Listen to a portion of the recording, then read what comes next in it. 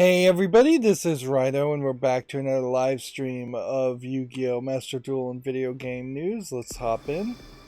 Today is Friday, February 3rd, and I'm starting... Oh, darn it. Dropped my mouse. Alright, one sec.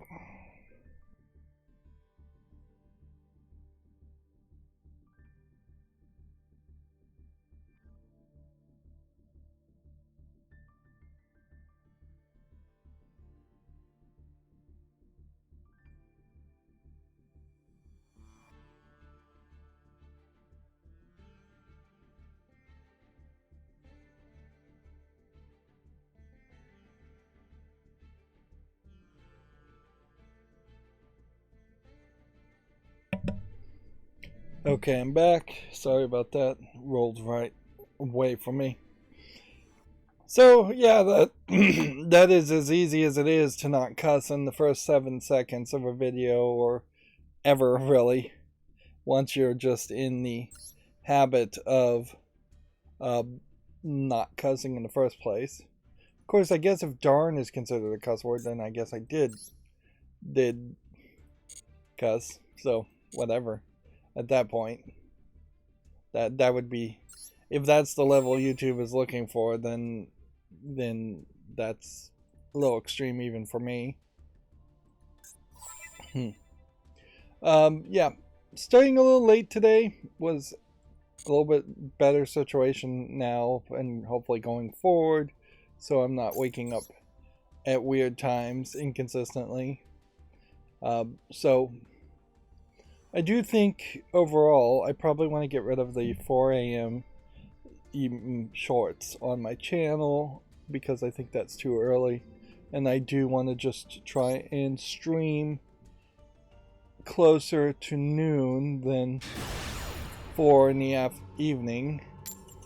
But it will probably take me a while to adjust the time. You know, I get my sleep schedule somewhat close to being consistent right about the time that they want to do daylight savings time and spring forward or fall back or whatever, and then it just messes it up, or there's some other thing. It is a logical fallacy, certainly, but it often feels like the world sometimes conspires to be as inconvenient to people as possible, or to you personally as possible. And inherently, I guess that is just insomnia. For the accountability section, I don't have too much to say. I'm still playing The Legend of Bumbo, and not really liking it as much as I like The Binding of Isaac by far. I think it is a shorter game than The Binding of Isaac, and because in part it is a shorter game, it also runs into the problem of not giving you any other options when you're playing it. So there's seems to be about 5 characters and 4 or 5 chapters, and I've unlocked the 3rd character, and I don't believe I can do anything other than beat the 3rd chapter with the 3rd character to unlock anything new. Getting multiple losses I don't think really unlocks anything. Getting multiple wins of the entire game, once you've unlocked the entire game, all the chapters, probably does do something from my brief research. I also played some of this off screen, so we are in a slightly better position. But I imagine what's going to happen here is I'm just going to get the gold, and then get the gold 3 right in the middle of gold, and then start to tap out as far as how far I can go with the Zodiac Trident Brigade deck. I may not like ranked play that much in Yu-Gi-Oh! Master Duel, but I have to admit it is fairly good at balancing out the ranked players. And until we get to a point where people get bored of the game and there's less competitors, I probably won't go very high. And there's probably not a point where that would happen, because the people that stick with games tend to stick with games forever, when they're good.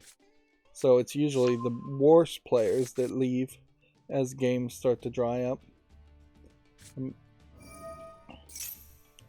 Your best bet is to get high ranking by playing brand new games as quickly as possible when there's the least amount of competition and the least amount of skilled players.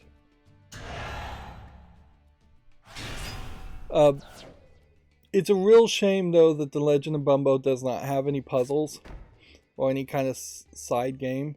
It really feels like it should have puzzles where you're given a specific number of moves and you have to win in that turn, and that should be something just unlocked.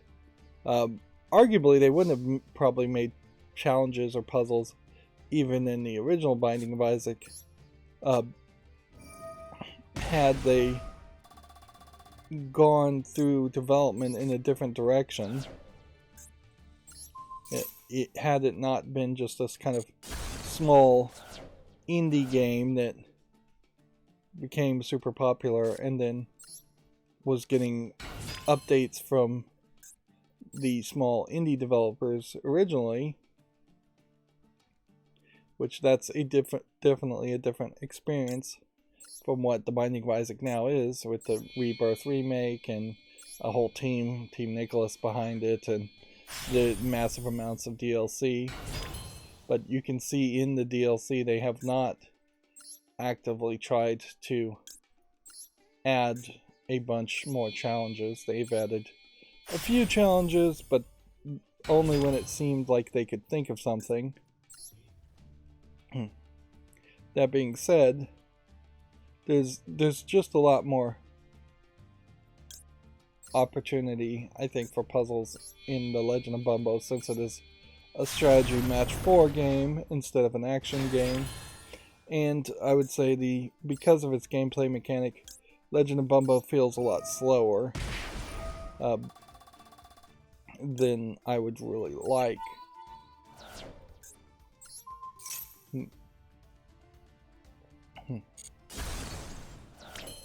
Like, ideally,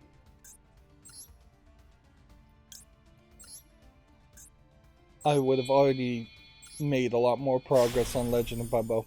And because of that, I've opted to just play off screen until I can get to the next point of progress in Legend of Bumbo. So hopefully that doesn't mean I spend this whole weekend, or worse, this whole next week, playing without making any footage around it. But I guess the good news is, because it is turn-based, I know when I'm about to win, as long as I'm paying attention.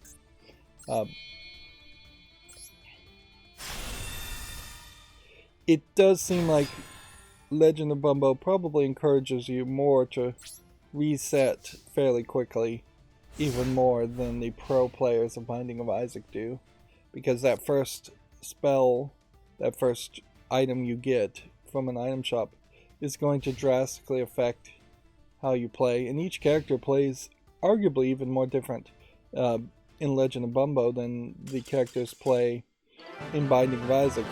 There's generally the same idea with each character in Binding of Isaac, where you're just trying to manage your health and kill the enemies, and you're doing that with basically the same top-down twin-stick shooting, whereas there's this much higher balance of making match 4s on the puzzle tiles to do damage, and then charging up spells.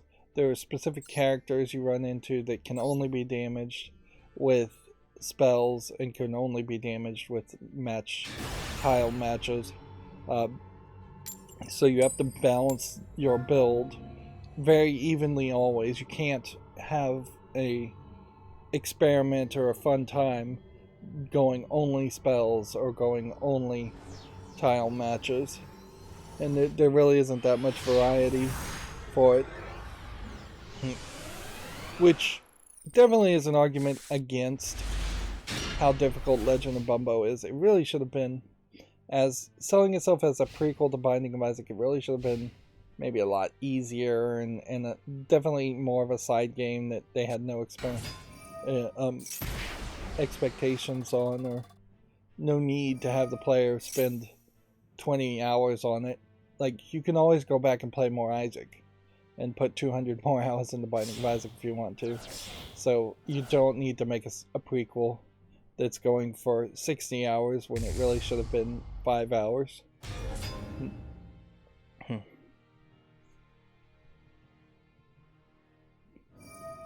It is also perhaps a element of Edmund McMillen, who he puts his name as the kind of concept creator on all these games, even though he's really not programming any of it. And Tyler, I think it's Tyler McVickerson, but maybe that's not Tyler McMillan. No. Well, the original programmer for the original version of Binding of Isaac is not so much involved with programming the other things, and I could be wrong about what I'm saying, totally, but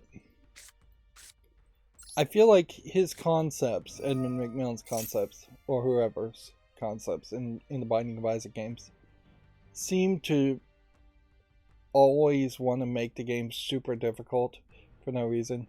His like side game Fingered, for instance, was like way too difficult and way too random at the later parts, where Fingered as a small mini game really should have been, again, probably 2.5 hours at most, and you should have just been able to be on a very core path of progression. And it just doesn't play out that way. Or at least I couldn't play Fingered that way.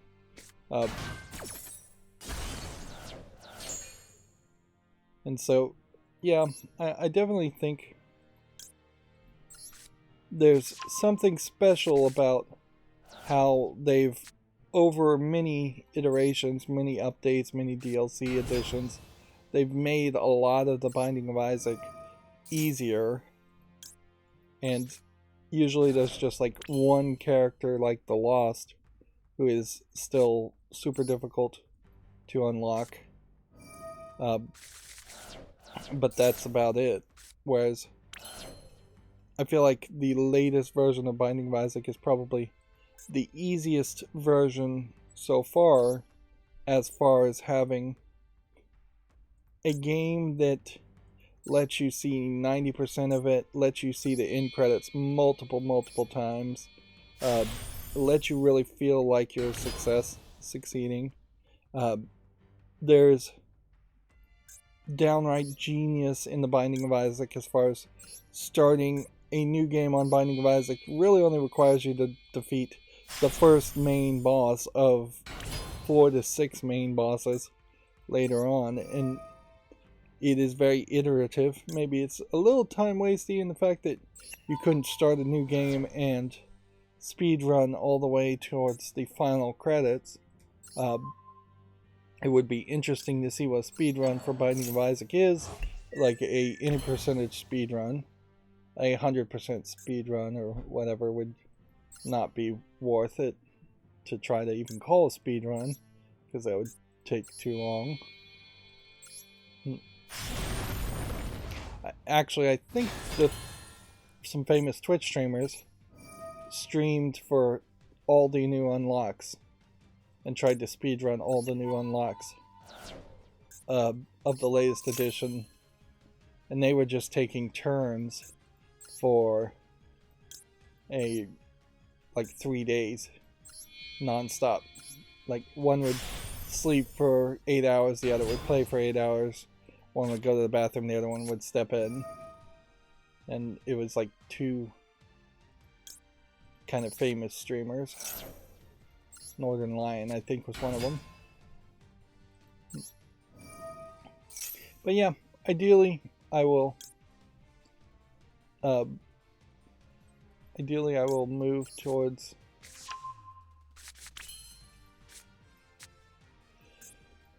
a situation where I make progress and can unlock everything with Legend of Bumbo. Otherwise, I may straight up just, you know, rage quit it. Although, I don't know if I'm particularly going to be in such a bad mood when I rage quit it, more than I'm just going to say, alright, well, this is asking too much.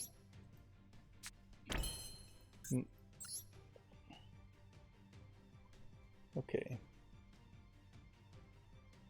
We could get a 4 here by merging this and this. Or, you know, we can just go ahead and hit here for a direct attack. Hit here to kill this. And then hit here.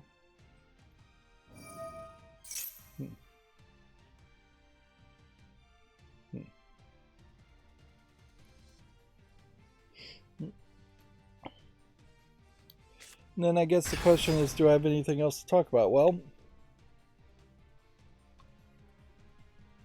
suppose on one level, Netflix had put out this like password sharing rules, and now they said that they put that out in accident, so they're backtracking from those rules. So I guess that's maybe a small reprieve for people who are Netflix password sharing, and somewhat motivates me a little bit more to continue to, I guess, watch Netflix. Although right now I'm still just wasting my life away watching Rydo, which I'm into season 6 now, and definitely feels like they are trying to reset everything and trying to restart everything over again.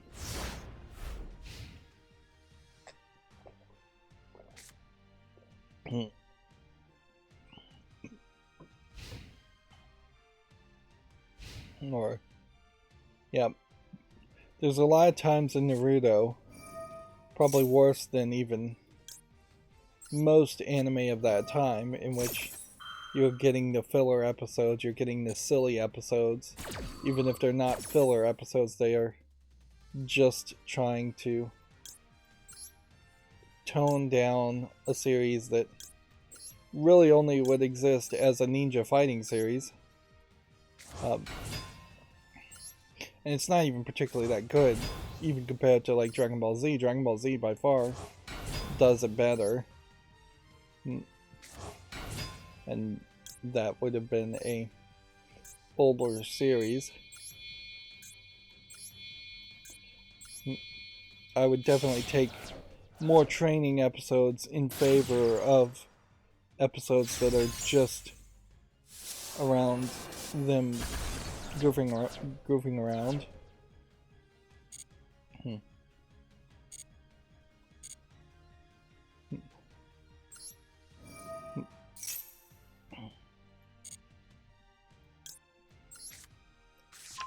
And yeah, I just don't think the fighting animation is particularly good. I don't like, having not actually sat through Naruto. I know definitely why I wouldn't have sat through it when I was younger, and I guess my standards have just been lowered. There's better things certainly to be watching on Netflix, but it is just any dumb turn it on for background noise show. But I definitely can see why I wouldn't like it, because there's an overemphasis on Naruto when he's not even really the main character. There's a far too under emphasis on all the female characters. It's like the writer of Naruto was told by his producer he had to have female characters as in their childhood so that they could have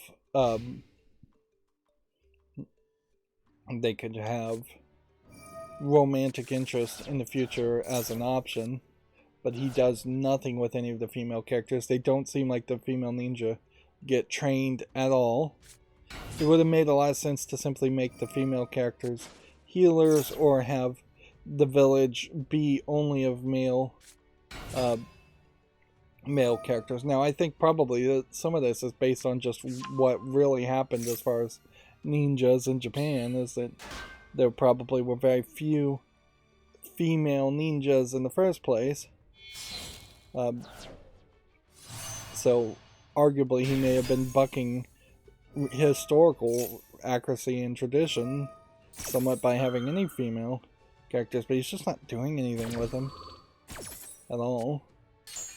And arguably you could take half of the characters and merge them into each other, and instead of having one character that has 1 or 2 new attacks every time you see them in a fight, which is maybe once per season, you could have just Naruto learn new attacks from other people, other enemies in particular, and just copy the actions of their opponents, learn from them.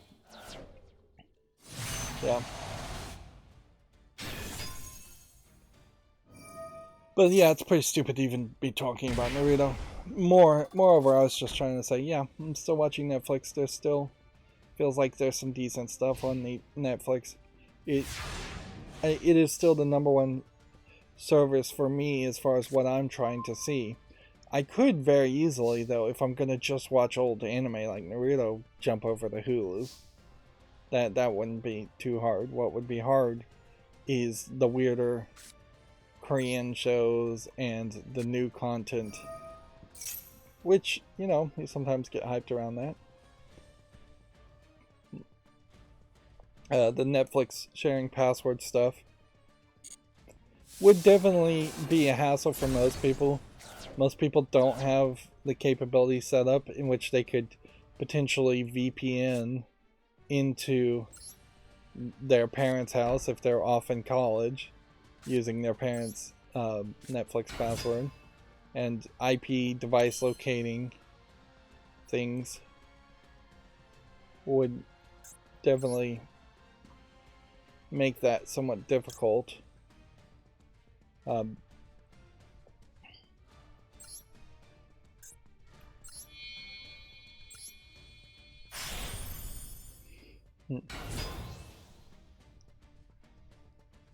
And I would say Netflix approach is far too much stick. When there definitely is a carrot option there, where they could have said, hey, if you have the highest tier of Netflix and you're getting all these features anyways, we will allow password sharing since you're allowed those 5 profiles anyways. And then they would say, well, the 2-stream plans are what we're going to get rid of the password sharing on, which that's probably the best they can do, is to get rid of, force people up into a higher tier. Even the highest tier of Netflix, as I understand it, I haven't looked at it, really only allows like 4 streaming at a time with 5 profiles, so there was always an odd man out there. Let alone the ADD people who might literally have 2 Netflix streams going at the same time.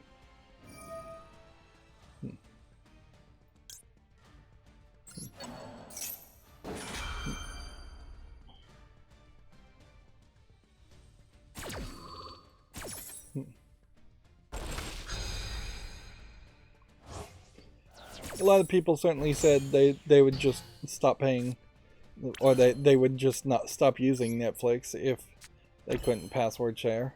Because you really can't take things away, and the fact that they have been blatantly accepting of password sharing from the beginning, and even sold their service on the pretense that they allowed that, makes it basically a bait and switch experience. Plus, I don't think it's worth the bad press. It so far probably has not been worth the bad press for them to ever have even announced this.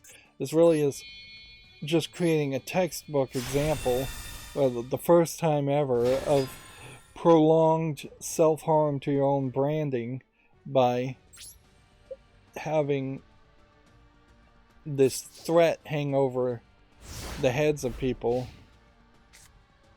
for very possibly, which would only be maybe 1 million new users 1/4. Okay. Which one should we do?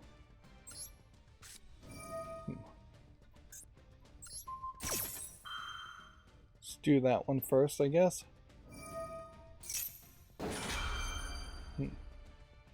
Well then, let's do that one first. This guy may trump this guy. Always. So can he do a 5?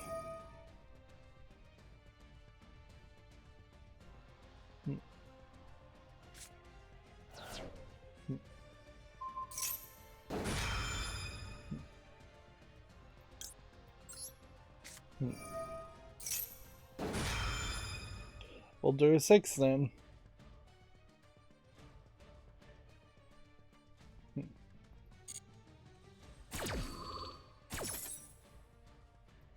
One, 2, 3. 1, 2, 3. I don't have enough on the field. I should have done this a second time, then activated this. And then I could have potentially summoned the person I'm looking for.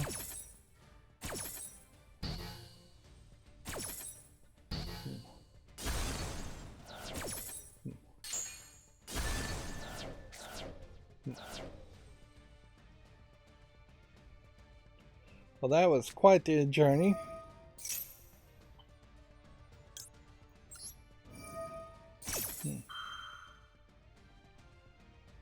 Alright, well, I guess I have nothing else to say, so I should just move on with the video game news.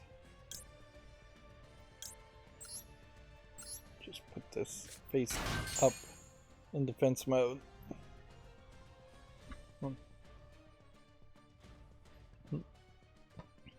So I was able to see this Marvel Snaps battle mode that's now available. Seems to me like it really is just friendly battles at the moment. And since they have this commitment at the bottom of the screen of Marvel Snap to really only have 5 buttons to click on, they've moved the battle pass out of that mid-right spot in favor of different battle modes, which is nice visually to see that there's a slightly less emphasis on the battle pass that they're trying to sell you, but there's still just a ridiculous amount of microtransactions in battle pass and multiple currencies just to cause confusion in Marvel Snap. And it does create this just terrible catch-22 where if there was one game this year that I would bet is going to fail and be shut down, and that people will be upset about, it probably is Marvel Snap. Because I don't think they are setting realistic expectations as far as how much money that game should earn, or they want that game to earn. And so I imagine the publisher, and possibly Disney owning Marvel, are going to say, we're not satisfied with how this is earning, let's just give up and stop making content for it. Inherently on top of all of that problem, because it's just Marvel characters, you can only really go so far anyways. Like, there's only so many different variants and skins they can make for Marvel characters before they're digging extremely deep into Marvel character canon, like just trying to find characters that are even slightly recognizable.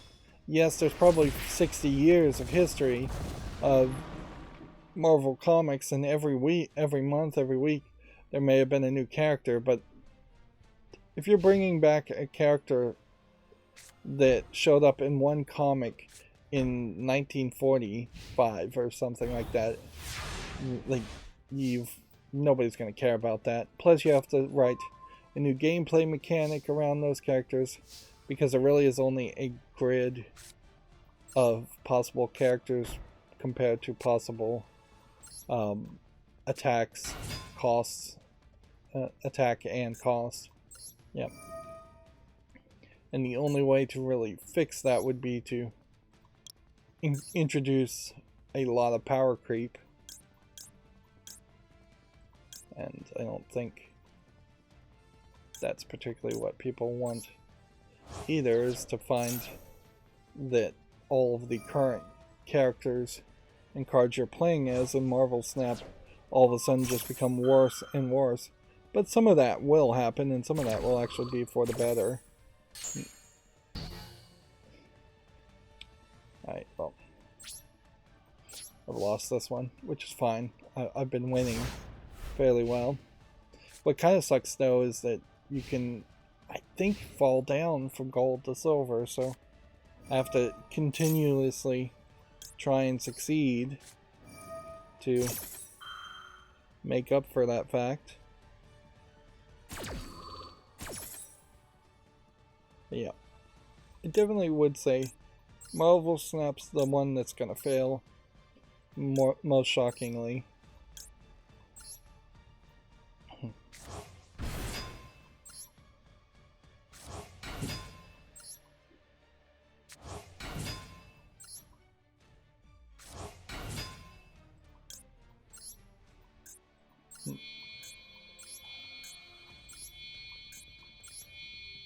I may need to just stop playing fairly early since we started late today. Like, it would make some sense. Some of these articles, we keep getting a lot of duplicates from Video Games Chronicle as far as articles. Ubisoft announced the Crew Motorfest for release this year. I can really only say, again, this screenshot does not really look like a very nice visually looking racing game, where standards are extremely high in that case.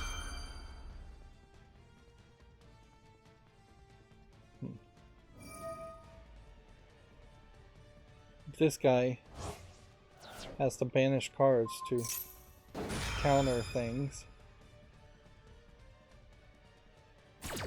You may not be able to banish too many cards.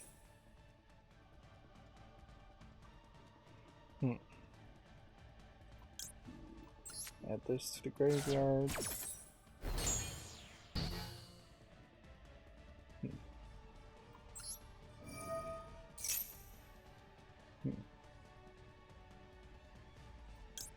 Add this to the hand.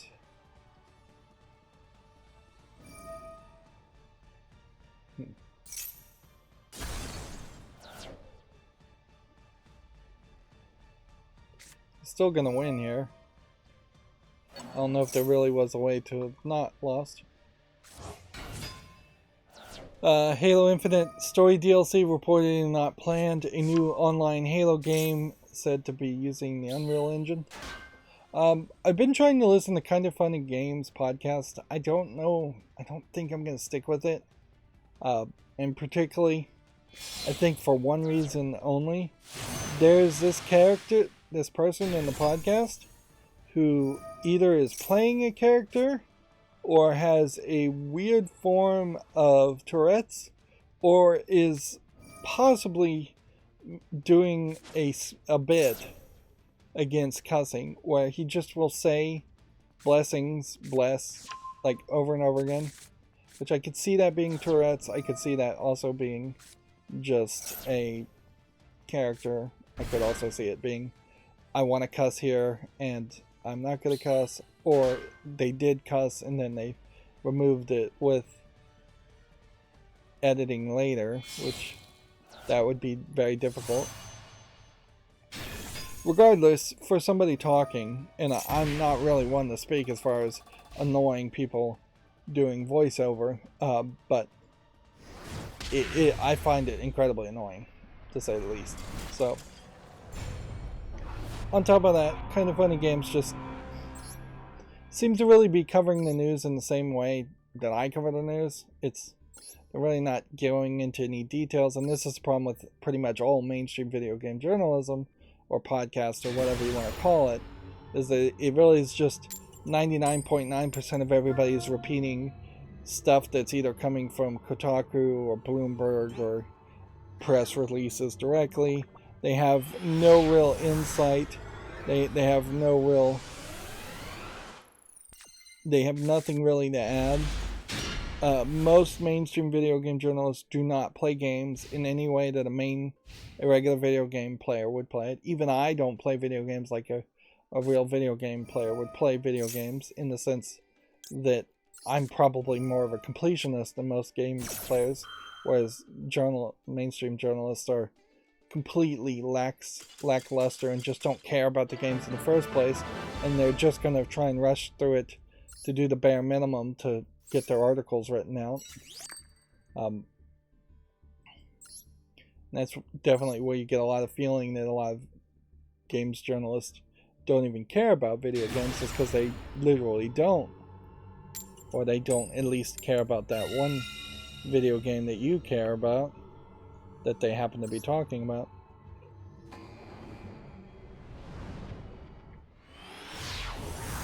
There's a YouTube channel I want to mention as a side note here called Game Maker's Toolkit, which there's like 2 YouTubers that I started following as kind of acting like they were talking about video games from an outside perspective in, and then they've shifted to making their own game, like, which honestly there probably should be more of that, really, for just better, more widely varied indie games out there. But definitely I would feel very awkward and feel like I was bait and switching my subscribers on my YouTube channel if all of a sudden I said I was creating a video game, and then my channel became 50% or more around just promoting the video game that I was creating, which I'm not qualified to really make a video game. I could certainly be, I think, the person as an executive producer kind of in charge, but I probably wouldn't even be very good if I was just the entire director or producer, because then you have to deal with like scheduling, sick leave, just managing people and being a manager overall. Plus, I don't know if any idea really justifies the thought of seeking out loans or angel investors and building up a whole new team for a whole new type of game. I don't even have the idea of a game that I specifically would want, because mostly what I would specifically want in video games is just better versions of what I've already seen, which is probably in line with most gamers too, is that they just want a better first-person shooter. If you could top Call of Duty, then most people would be happy. That's all they really want. If you could make a better Halo than Halo, most people would be happy.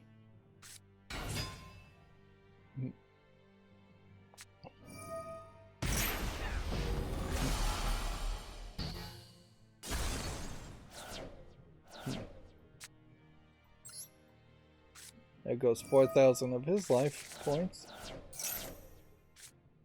That is another aspect, certainly, that's a problem with The Legend of Bumbo, is that you start with an incredibly small amount of health, which is true in Binding of Isaac too, but fewer opportunities, certainly, to avoid taking damage. There are definitely times when you will just take a hit, where they have polished out the idea of taking damage that's unavoidable in Binding of Isaac.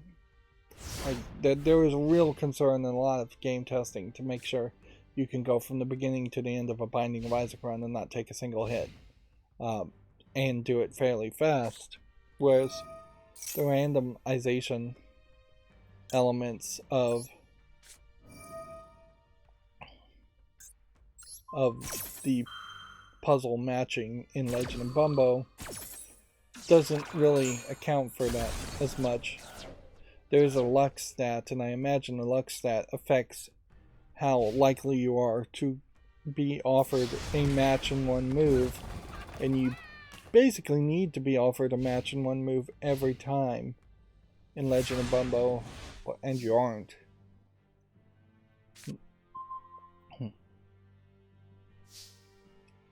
Halo moving over to the Unreal Engine, in my opinion, is the right move. It's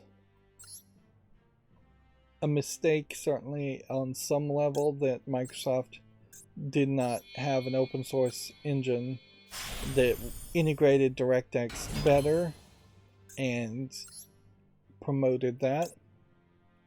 I guess inherently this is also like a failure, particularly of the Visual Studio Code or Visual Studio divisions of Microsoft, in that the idea of getting like C# programming and an interface in Visual Studio specifically designed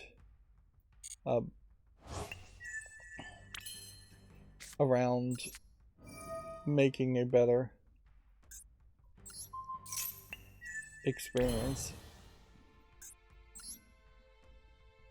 or making an easier interface, or making just better looking games by using something like Visual Studio Code as your user interface, and then some open source engine underneath that to program.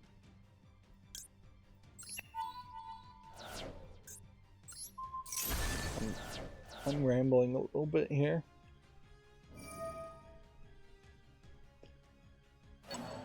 Ideally, you would want a government to be able to say it's too much of a monopoly for the Epic Games Store to both make the engine and make games, and split the Epic storefront into a company, split the Unreal Engine into a different company, and split the Fortnite games into a third company. Of course, if we did have a government that did that, then a lot of companies would start to get split up. That's probably for the better.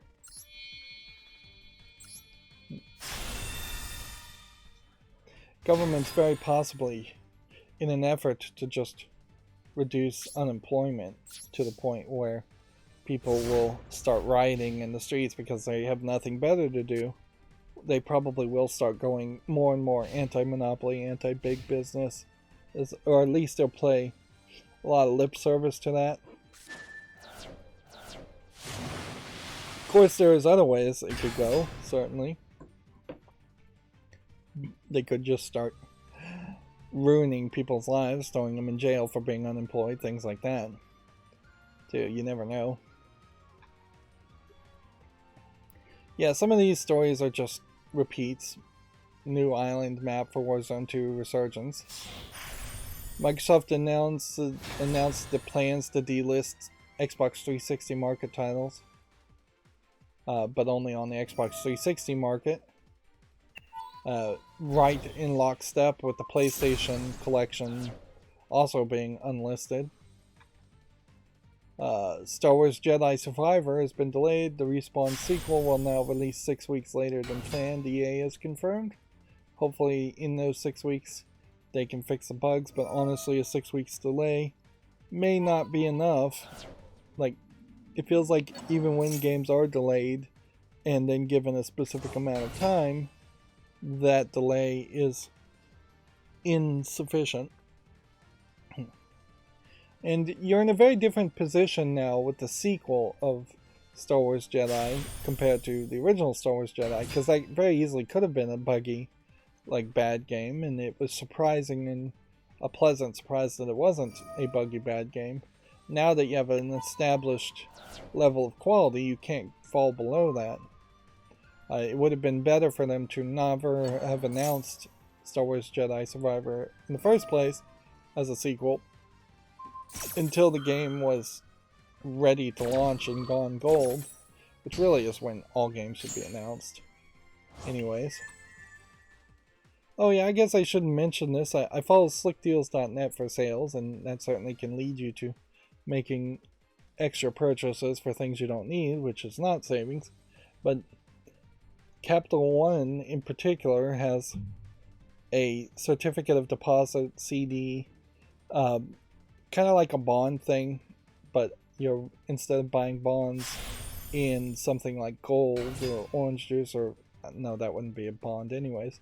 Instead of buying bonds from the U.S. government, you're buying FDIC insured bonds, which are basically loans from Capital One. Now, if you don't want to do business with Capital One, first of all, it's fine, but they have an 11-month CD for 5% return, which is probably better than what you're getting in a savings account, but then you're locking in that money for 11 months and you just can't get it out.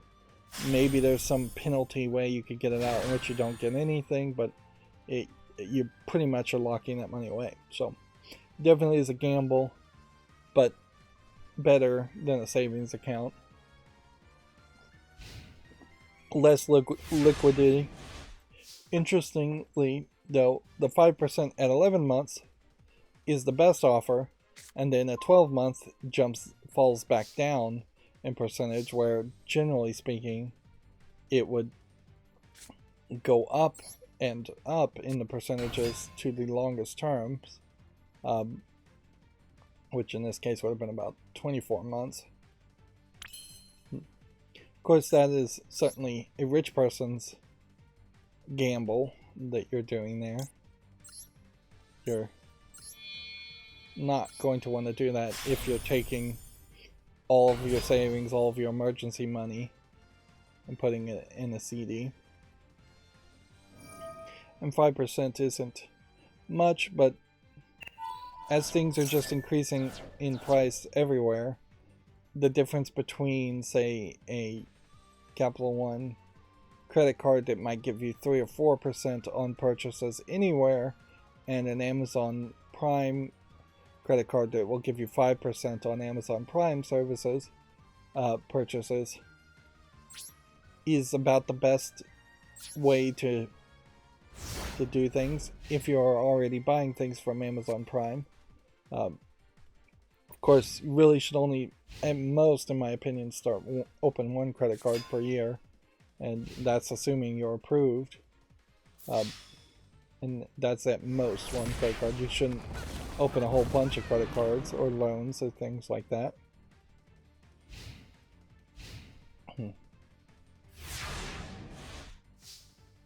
But yeah, things are increasingly getting expensive, and there's very little recourse for a lot of things.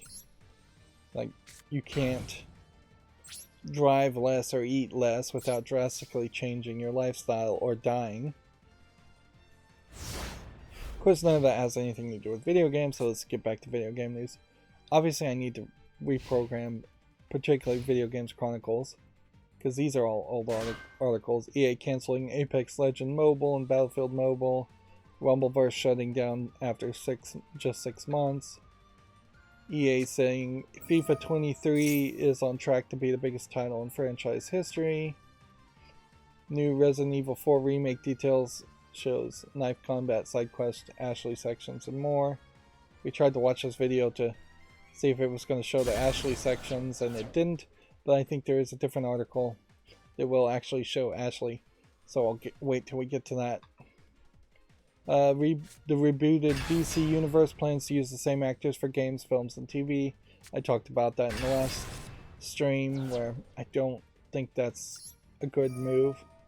Inherently, it also means that even if everything goes perfectly, DC video games and TVs are going to probably be under prioritized, and you will just have fewer of them coming out, which probably would still work, but you're not going to get this deluge of Batman in 2 or 3 games a year.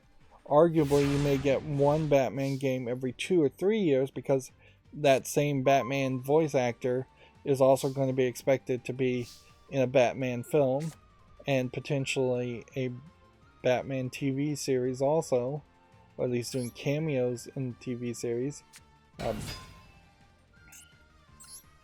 And it is very questionable how many actors are going to want to play the same role over and over again before they get irritated. You can certainly have a negative association around the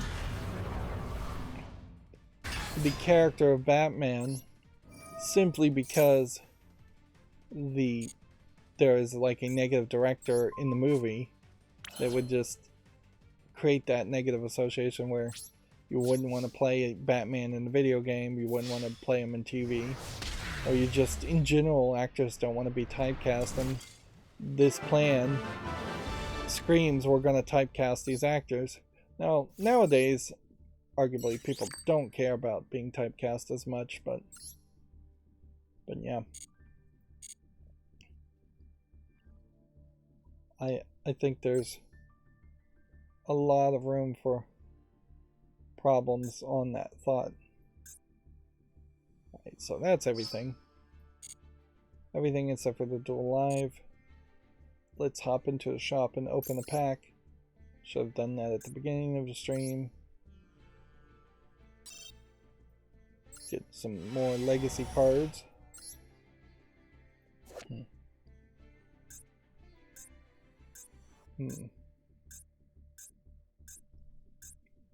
Same old cards that I don't recognize and don't think I'd ever use.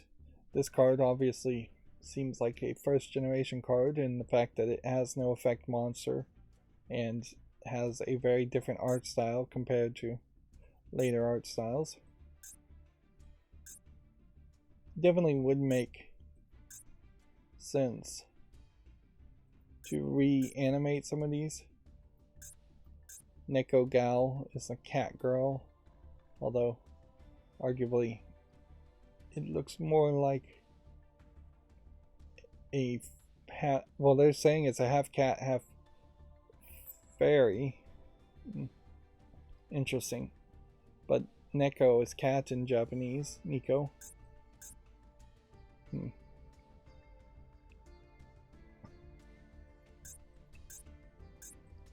Oh yeah, I started talking about Game Maker's toolkit, and he was talking about in his latest video making puzzles for his little game that he's making.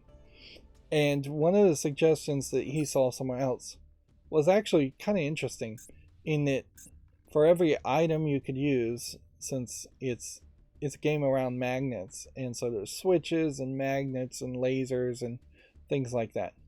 He said for every item that can interact with any other item, the suggestion was to make one here and make a column of rows and a column of columns, or whatever, and then eliminate the things that overlap. So a magnet and a magnet, you don't need to make a puzzle around that, but a magnet and a laser, you do need to make a puzzle around that. And then that gives you just guidance as far as interactions there, and that inherently, I guess, limits you to never really making puzzles that have 3 or 4 interactions to start with.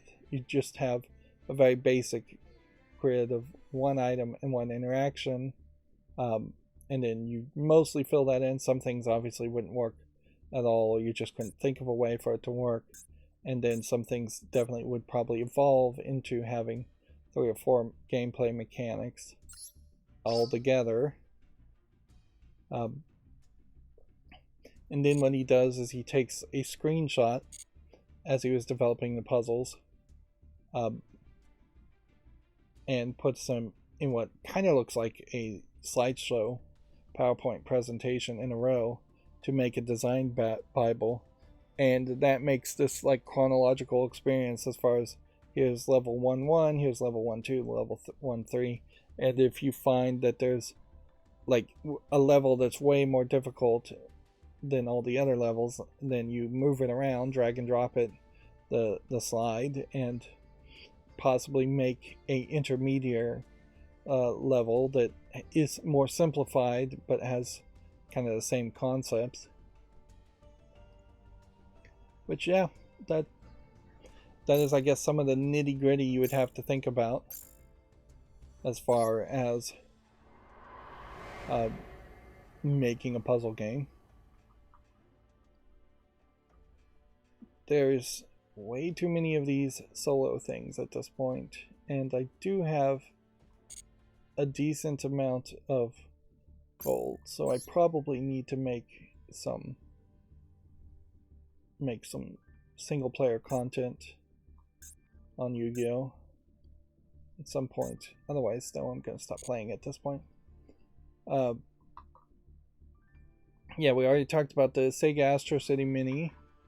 See, the problem here with this repetition is I'm just talking about things I talked about previously, which would be fine if I wanted my streams to be 3 hours long, but I don't want it to be 3 hours long. Redfall pulling the thing everybody hates, or one of the many things everybody hates, saying it will require an online connection even in single player, according to Bethesda. I don't know why Microsoft in particular would have approved that, but I'm not sure Microsoft is really approving anything around its subsidiaries and at the moment. Like, it would make a lot of sense as far as DRM in particular, is that the Xbox Game Pass DRM stuff, like being online on Xbox in itself and having an Xbox Game Pass or Xbox Live account, is already a form of DRM that's good enough for Microsoft. It probably should be good enough for all Microsoft subsidiaries. Of course, this is very much, I think, the PC version that they're talking about, but I don't know why they would bother to do that. We haven't heard anybody say anything about Denuvo in somewhere between 6 months and a year. Last game I recall that had Denuvo at launch was probably Resident Evil Village. I'm sure there was a couple of games after that, but I think we may finally be at a point where companies are at least not advertising Denuvo as far as always online DRM, or people are just not using Denuvo. Bethesda inherently would be further behind, though. They're just behind making games and technologies in general. And that's really where Microsoft's acquisitions need to come together, is that there needs to be like some real meetings amongst the managers where, I mean, you might literally do better if you took all the managers for all the subsidiaries that Microsoft had, put them in an arena and told them to fight it out as far as who's going to be in charge and who's going to make the policy details, what engine is going to be used, and what DRM, if any DRM, is going to be used. But there, for every subsidiary, there should be only one victorious person or idea that comes out of that. And I'm exaggerating and joking, saying you throw them in an arena and have them fight to prove that, but you put them in a board meeting and you say, don't come out of this room until you have made a decision democratically, popular vote wise, or by total consensus, one way or the other. It doesn't matter. There just needs to be a standard way of doing things, or at least doing a lot of these things. The way some of these business decisions are made certainly seem like it's just one person had an idea and then there's no sunlight to any of these ideas and no evaluation of, as far as whether the ideas are good or not, and so they just stick with that idea, which, yeah, that's bad policy. Hogwarts Legacy launching next week. War Games, WWE 2K, Tomb Raider Reloaded. Yeah, after listening to Kind of Funny Games, I was very confused as to what they were even saying as far as whether Amazon bought the total rights to Tomb Raider or the TV/movie rights to Tomb Raider. I don't think it's a case, and I wasn't confused until I listened to Kind of Funny Games, which inherently that means I shouldn't listen to the podcast if they're getting things wrong. They have a whole email address about we got this wrong, so they're so flippant on accuracy Like, and that was a problem I had with like Jeff Grubb at Giant Bomb, which I'm not sure he's even at Giant Bomb anymore. But just like an utter lack of caring for the truth as a journalist is unacceptable. But yeah, I'm gonna unsubscribe from that as soon as the stream ends, come to think of it. But yeah, for me to listen to somebody else try and cover the news and be more confused than I was before it started is a problem.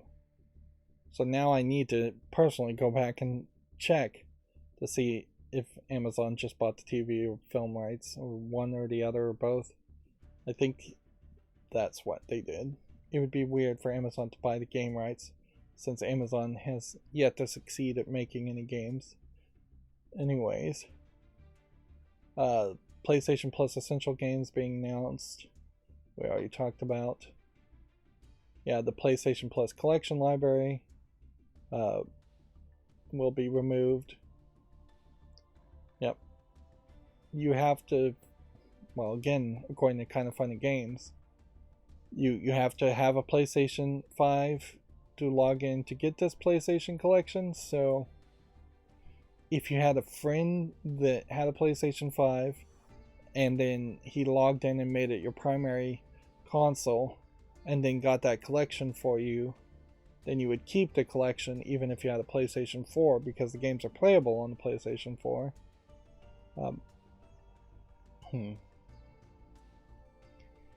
Yeah. And I guess the assumption here is that the reason why the PlayStation Plus collection existed in the first place was because the PS5 was so hard to get, and they were trying to just make it feel like it was worth the massive amount of money it would cost to buy a PlayStation 5. And now that it's easier to get, they want to push people to buy new games and not get a bunch of games for free or for cheap. God of War Ragnarok has sold 11 million copies in 3 months. I saw another number of copies sold for another game, and yeah, it definitely feels like 10 million or more is a good number of sales, certainly, because you're paying $60 or so for a game, or the assumption is that you're paying for that, then that's basically the equivalent of getting 600 million as far as box office sales as far as a movie, which, yeah, that's a lot. So there is definitely a different comparison there. And TV's in its own weird situation where even if you got 100 million to 500 million viewers on TV, which is probably impossible, you still wouldn't really be making that much money on it. This is much like the YouTube Shorts aspect on YouTube, or views in general on YouTube, in that getting a view for a minute long short is considerably less valuable than getting a view on a 3-hour live stream. That being said, all of that circles around how many ads they can show, and shorts maybe make more ad breaks. I think that will eventually probably convince a lot of people to stop watching shorts too, is if YouTube or any service starts to get crazy and there's 2-3 ad breaks in between a short, or even one ad break between every short, that would be way too much. Here we have a second article around the Warzone new map, and then they canceled Titanfall Legends. Best sales quarter yet for PS5. This is all just old stuff. A new beta PS5 system updates adds Discord voice chat and variable rate refresh for 1440p. I definitely feel like 1440p at this point is really just more of a pipe dream than what most people have. Like, a lot of people still probably really only getting the base resolution of games at 720p or slightly higher than that. your best bet really is to stick to 1080p. There's so many TVs out there that have been designed well to handle 1080p at 60 frames per second, and just trying to bump it up a little bit more isn't really necessary. The situations when it is necessary is when you're looking at a PC game in particular with tiny text and you have the monitor right in front of you. But a higher resolution in that case will just make the tiny text even smaller, not bigger, but being closer will make it easier to read. Or you're considerably far away from your monitor, which at that point you need a bigger monitor. So yeah, I saw a chart comparison, for instance, and they're talking about, like, if you have a 4K TV, you basically need a minimum of 75-inch TV and a minimum distance of 9.8 feet. So if you're in a 10 by 10 foot room, you should not have a 75-inch TV. Although I have made in the past arguments that TVs really should just be wall to wall. And we may just get to a point where if you could just paint a TV onto a wall and it take up the entire wall, you might have areas of ambient light on the edges for a lot of video sources, or just video sources that mostly focus everything into a 1080p part in the middle of the screen, but then there's just a lot of extra empty space on the sides of it where very little is happening. Of course, if you were to make video like that, that would take a lot of extra work. Last of Us Nick Offerman hasn't played a game in 25 years and blames Banjo-Kazooie, which, okay, I don't care. I don't think people should care if an actor has played a video game or not. He should just be good at playing and at acting. Actors in general are weirdo people, for lack of a better term, in many different ways. So they hardly should be the average gamer, and it's a little weird sometimes when you have an actor that pretends like they're into gaming. A lot of times I have kids that maybe gets them into gaming.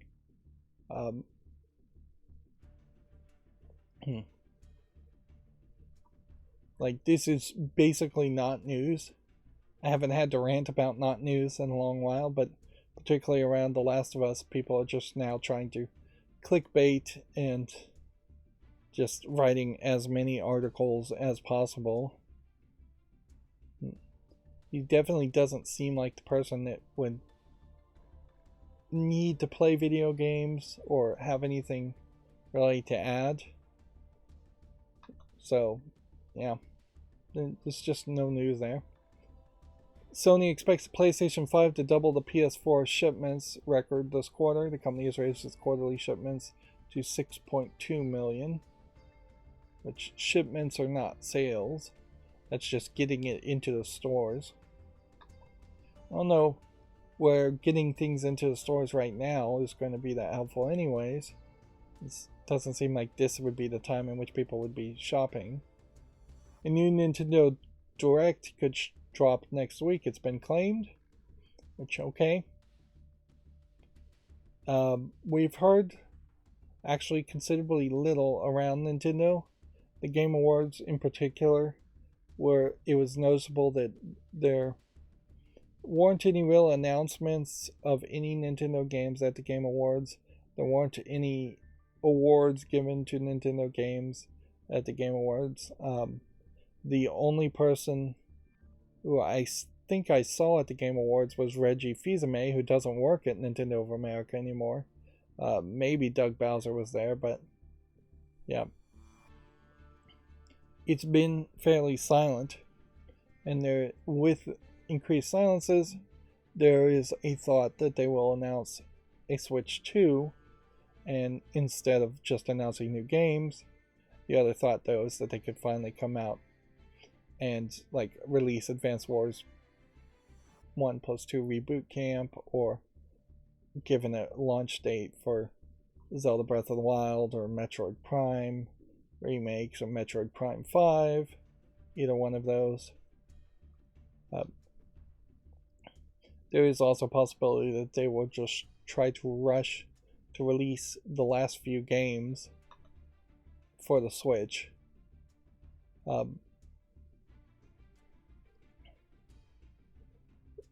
Before they announce the Switch 2. Now would be a good time to potentially announce the Switch 2 if you're going to try and get it available for purchase by Christmas. It gives everybody time to start nagging their parents for a Switch 2. Particularly if it's something more than just a upgraded hardware version of the Switch. It'll be a harder sell if it is just upgraded hardware, but not even a hard sell then. Moving on, Video Games Chronicle says the Dead Space co-creator thanks EA for its care in remaking the game faithfully. For the most part, I don't know if you really would use the word faithful in its remake, but it did a good job in remaking the game. Like, they didn't drastically try to change it and sell a completely different game called Dead Space. Instead, I would say it seems to me from the outside looking in, having not played the game, that 97% of the game is exactly the same, but there definitely wasn't faithful recreations when they were getting rid of elevators and moving things around and adding elements. That's not a faithful remake. And honestly, when you're using the word remake, faithfully remaking it is probably an oxymoron and not a phrase you should use in the first place. And yes, it's worth pointing out, certainly, for the anti-SJW and anti-woke crowd out there, that there definitely was some lack of faithful remakes when they've changed the appearance of characters, they've changed the posters to be more diverse, they've added like transgender signs on the bathrooms, all those things that were just not in the more heteronormative game design of Dead Space, the original Dead Space when it was made. That's not a faithful recreation, that's adding something that really adds nothing to the game and just causes controversy for no reason to like cram things down the throats of people. If you are extremely progressive and left liberal and you're all about diversity and such, you're really not going to get much from those additions. And if you just want to play a game and you want all the woke SJW nonsense particularly being added to video games, which does nothing for actual transgendered people or actual diversity, the EA employees are probably as diverse now as they were when the original Dead Space made. So, like, instead of getting actual people actual jobs at EA, just being a slacktivist and putting a poster out there doesn't do anything other than cause more division. And it doesn't matter if it was really the artist's intent originally and then they were censored out of it. The final product is what you would have to be faithful to remaking, and what people remember. A new Witcher 3, moving on, update improves overall stability and performance. The new versions of Witcher 3 on PS5 and Xbox Series X and S had a lot of performance issues, which really were unexpected, because you would have thought that it wouldn't have had those performance issues. It's almost as if CD Projekt Red is trying better lighting or trying new technologies in their old game by adding a patch, which is making their older products worse for no good reason. Witcher 3 was known as a particularly good looking game when it first came out, but looking at this screenshot now, it's even now starting to show its age. This is the problem inherently with having anything this realistic, is that the generations of quality just jump up and up, and the amount of detail goes up and up. You can see in this beard there's kind of a lack of individual hairs, or in her hair you'd expect more around that. You can see that there's perhaps deeper blacks and high dynamic range colors you might want in something like this. And in particular, putting out PC patches for a game that I would have said was already fine seems a little weird. Wild Hearts will have a free post-launch content and no microtransactions, it's been claimed, according to Video Games Chronicles. The next free Epic Games Store title has been announced. Recipe for Disaster will replace Dishonored, Death of the Outsider, and City of Gangsters. It's still weird that the Epic Games Store bounces between one free game and then 2 free games and then 1 free game, and it seems like it's inconsistent, and you would probably just want 1 free game every week or every time it shifts over. Yeah. And then just build a bit of a backlog.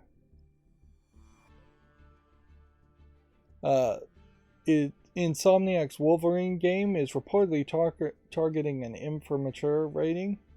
The in-development Marvel game could be released as early as late 2024. That this is where you'd say early as the end of 2024. But that means something slightly different. Mature rating, though, doesn't mean anything in video games. The vast majority of video games are immature. If this was they were targeting an adults only rating, this would be news. But it really isn't news at this point.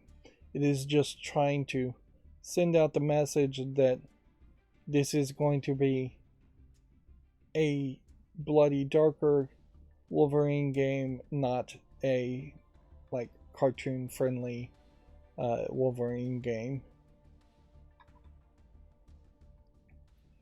Let's see. Gear 6 is reportedly the Coalition's next game after 2 other titles were cancelled. It's claimed that the Canadian studio was recently affected by layoffs at Microsoft. Yeah. There really hasn't been any follow-up as far as people being laid off at Microsoft, in them trying to say, oh, it's so terrible, oh, I don't have any money, oh, I'm never going to get another job in the industry, or anything like that, because it's just not true.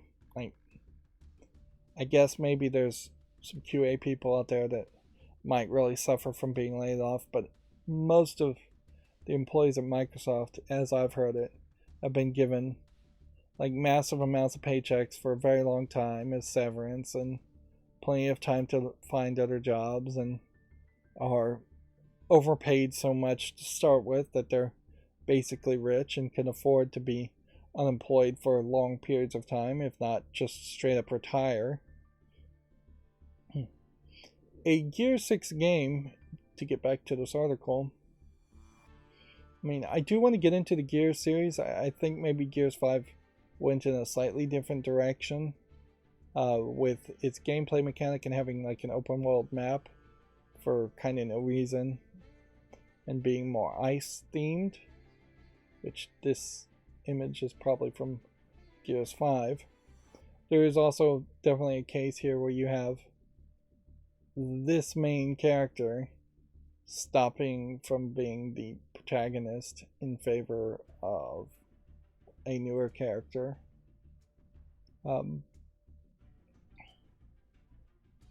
Which inherently, there is an argument to say the big gruff muscle man idiot character, which I'm not even sure this guy really was much of an idiot, having not played any of the Gears games to completion. I tried to play one and got bored, frankly. But yeah, if he was the stereotype character, and Gears was one of the established games that had that stereotype big muscle man character, and we're losing that in favor of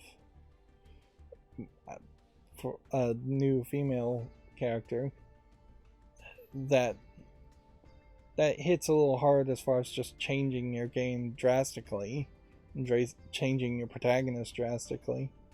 And really, this character should have had her own game that was potentially a spin-off Gears game. Well, you should have followed, I think his name was Marcus Phoenix, throughout his experience.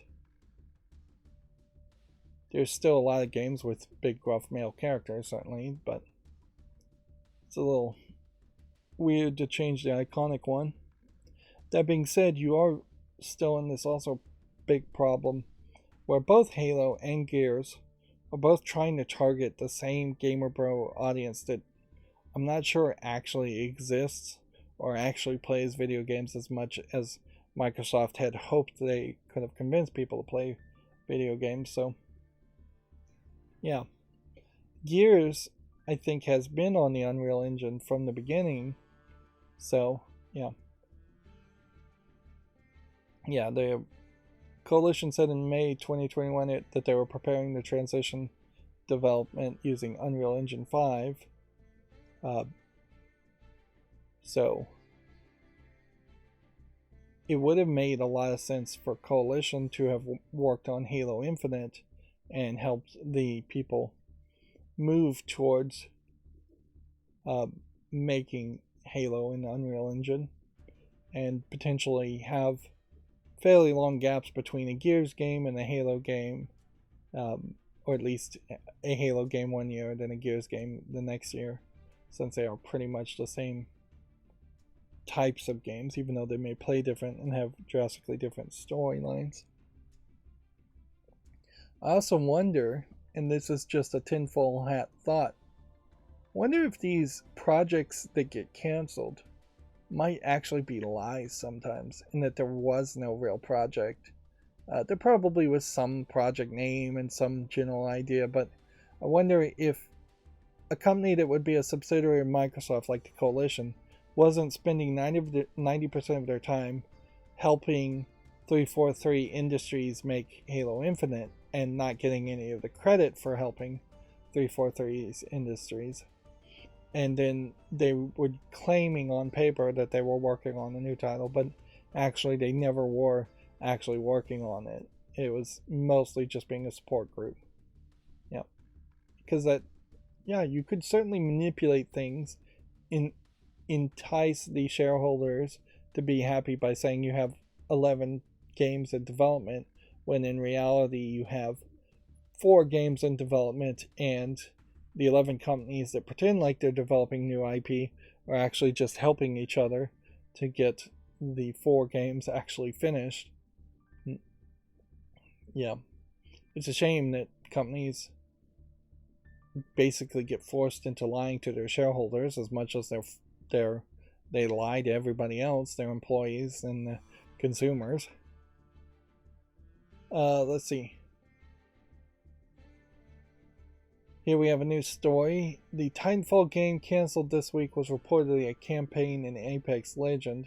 This claimed the unannounced experience would have had players teaming up with Apex characters.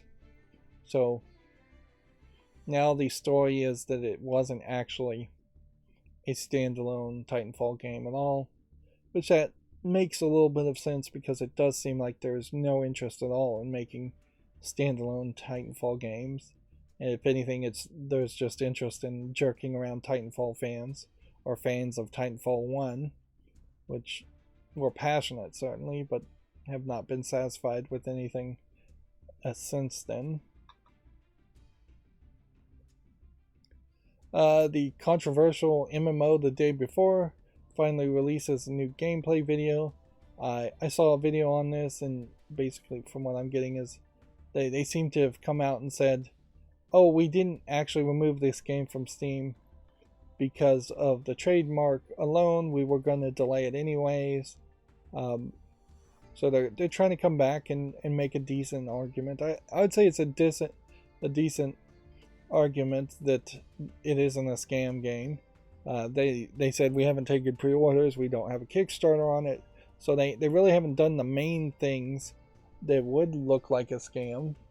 If anything, it just paints a picture of somebody who made a interesting vertical slice of maybe 10 minutes of gameplay and then got way too popular way too fast, and now maybe very far into its development they're actually talking to lawyers and trying to run a real business, whereas they may have just been thinking that they could wing it in development otherwise. I would say though, if this is the level of management that they would do before an MMO is released, it's going to be a total poop show if this ever gets released. And this really is not a game anybody should play, because the servers will go down, they'll make terrible decisions off the cuff, it'll just not be well administered. The Back 4 Blood developer announces it's ending developing. Turtle Rock Studios says it's focusing on its next game, which, what were they developing or adding to Back 4 Blood in the first place? Because I kind of felt like they had already pretty much abandoned it. Says, yeah, Back 4 Blood was launched in October of 2021. The last major expansion, Children of the Worm, was released last summer with new story campaign, character, and more. So, yeah.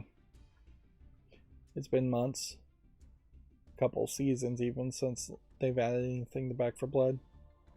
Back 4 Blood proved itself to be incredibly dishonest as far as selling itself as being from the makers of Left 4 Dead, when really it was 2 to 4 people who worked on Left 4 Dead, when there was about 60 people who worked on Left 4 Dead who did not work on Back 4 Blood, and many of those are still working at Valve, whether that matters or not. And then Back 4 Blood itself totally could not stand on its own 2 feet and was not well received. Did not feel like it was a better concept or implementation compared to Left 4 Dead. So it's really not a game I would recommend. It's not a game I think I would bother to cover. It's almost certainly going to be a game that just gets forgotten.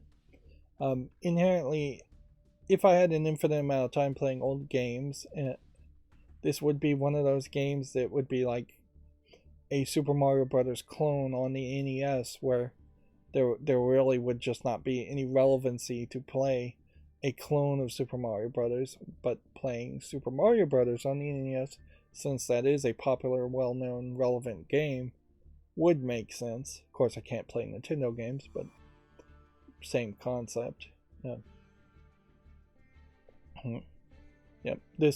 Back 4 Blood will almost certainly be forgotten in the annals of time.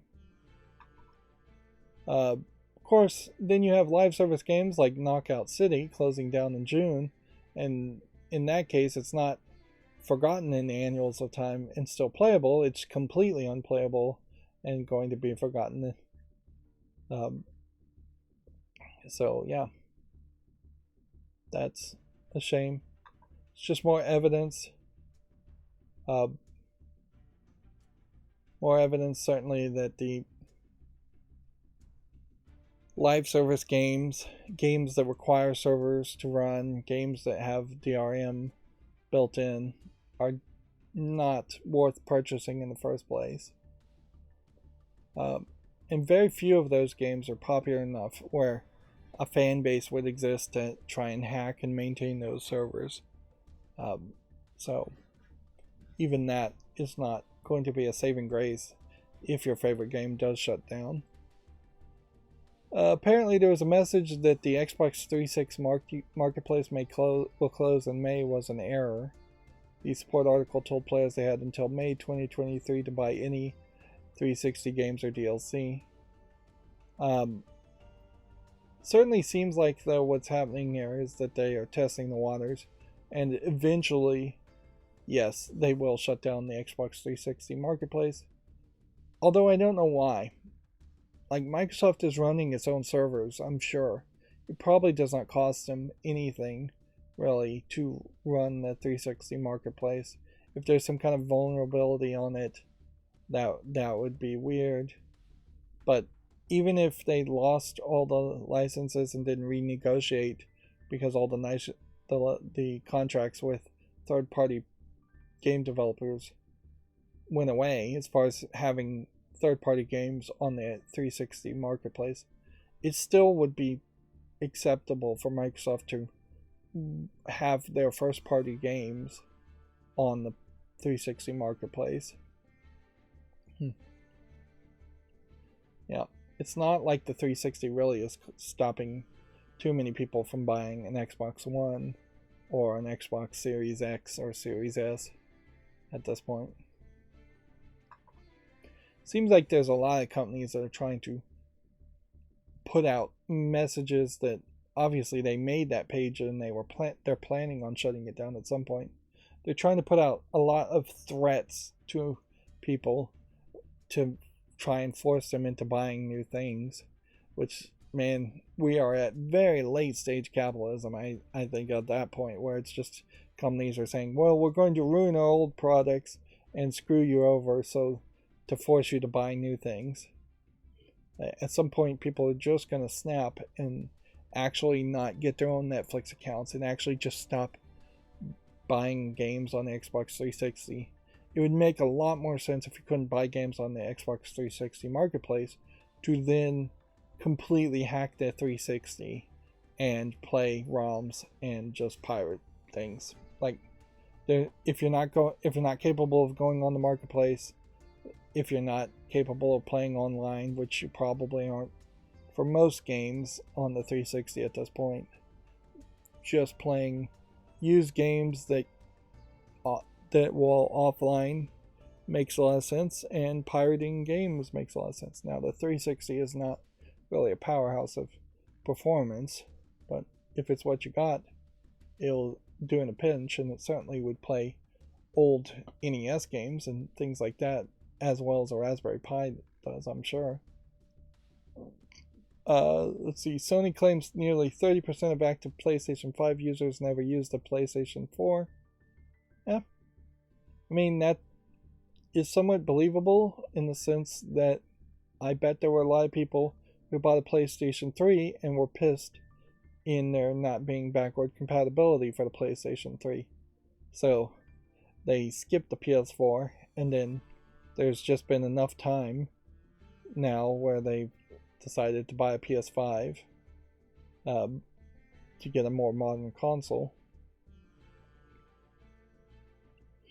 If anything, you might take this as if 30% of the players never used the PS4, that same 30% of players, very possibly, or most of them, were playing an Xbox One instead, and they jumped over to the Xbox One, and now they've jumped back to the PlayStation 5, or they were playing PC, or they just stopped playing games altogether.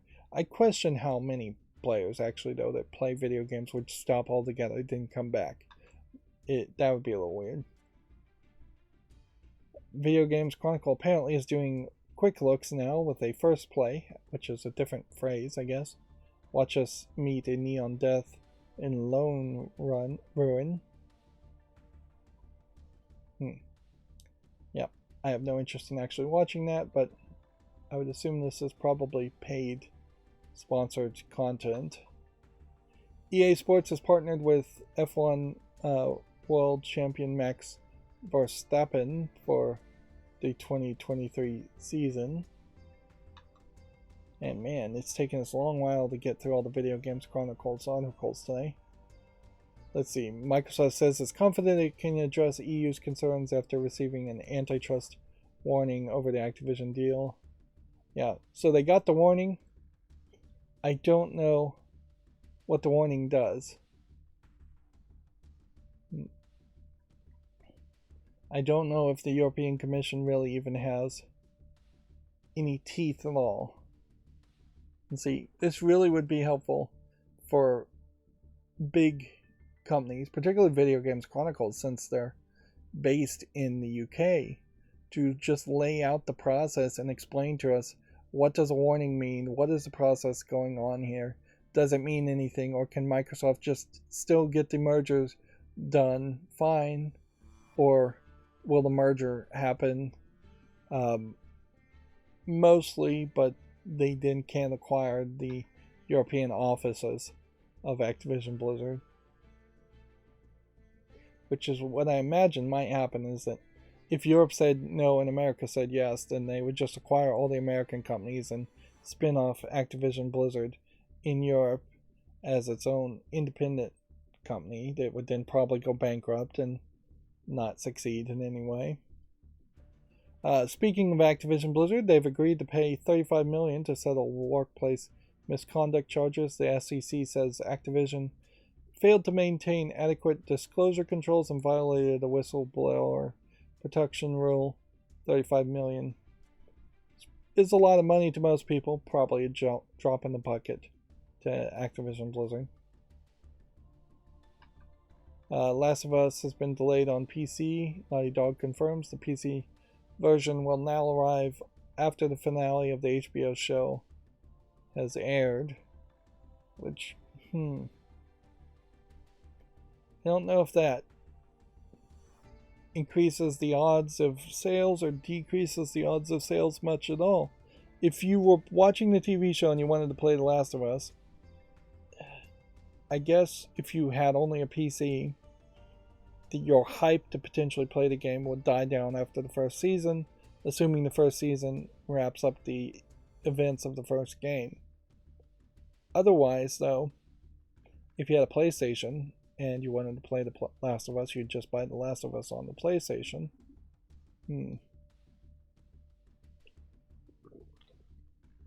I imagine this delay has nothing to do with it being tactical and has everything to do with The Last of Us on PC just not running particularly well. There's still a feeling that there's a disconnect between PlayStation programmed games, PlayStation first programmed games, and PC games that is not quite there compared to Xbox programmed games and PC programmed games, because I think Xboxes basically are much closer to being PCs than even PlayStations are, even though PlayStations are basically PCs too. And almost all of that, I imagine, is DirectX and things like that. Microsoft programmed APIs that work both on the Xbox and PC. Let's see, an Xbox shooter, Crossfire X, has been shut down, including its single player mode. Both multiplayer and campaign will be inaccessible after May. Yet another game. Inherently, this just makes the argument too, you shouldn't buy multiplayer games, even. Like, this is taking it to a very extreme version.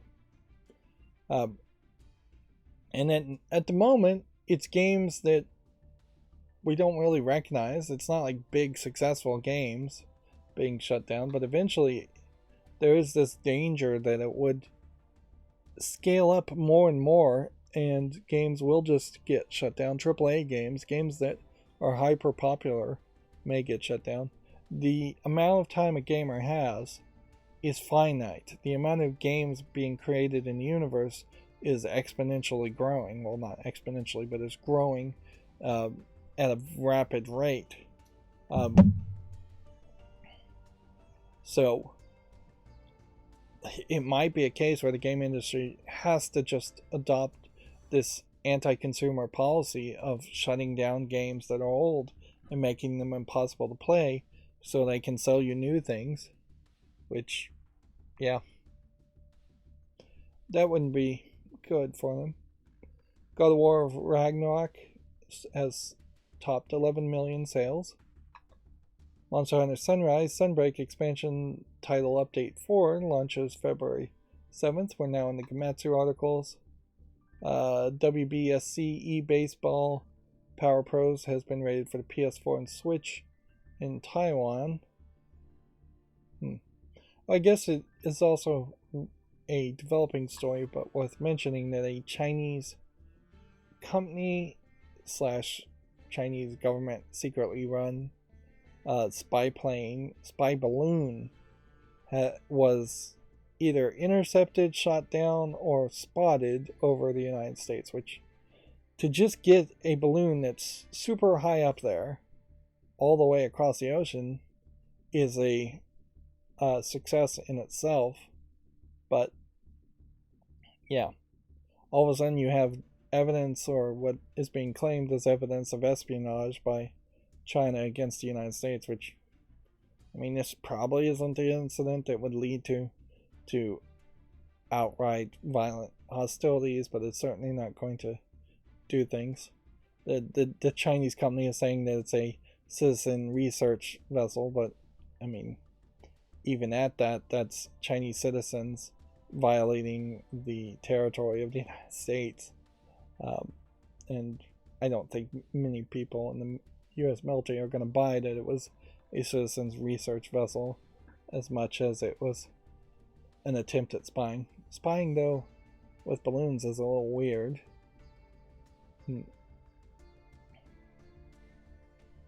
My concern in particular, if I can throw out a paranoid concern, is that COVID in particular has potentially sped up a downfall of China's military might and China's strong controlling influence of its citizens, and as such there is this desperation to potentially get into conflict just to get all of the Chinese citizens in line.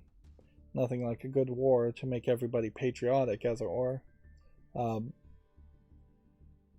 Inherently, also you run into a situation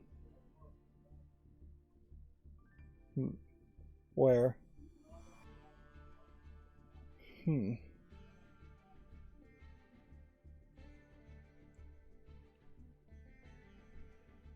one second. I'm trying to figure out what's going on. Here, sorry. Alright, I'm gonna mute myself for a second, and figure out what's going on. One sec.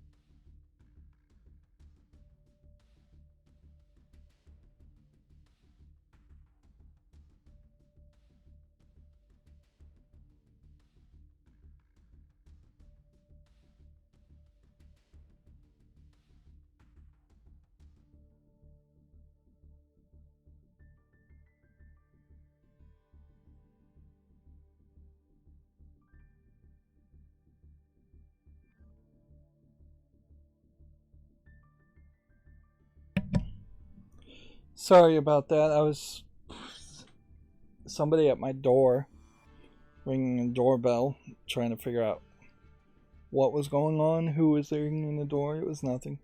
Alright. There is also, in the middle of a conspiracy theory, like there is also a concern, I guess, that maybe the Chinese fake president for life, Winnie the Pooh referenced often, President Xi, I think is his name. He could be pulling a Vladimir Putin. There could be a lot of people lying to him about his Chinese military might and bigging him up into active conflict, although I don't know why you'd go in active conflict with China. China would go with active conflict with the United States instead of starting by like taking Taiwan over, or North Korea, South Korea, some of its neighbors, India, even. Um, but yeah, and certainly in the case of China, they may actually have the military firepower that Putin thought he had. But yeah, it's potentially something, but it's also very potentially nothing. Like it isn't the first time these kinds of things have happened. In fact, it was several years ago, where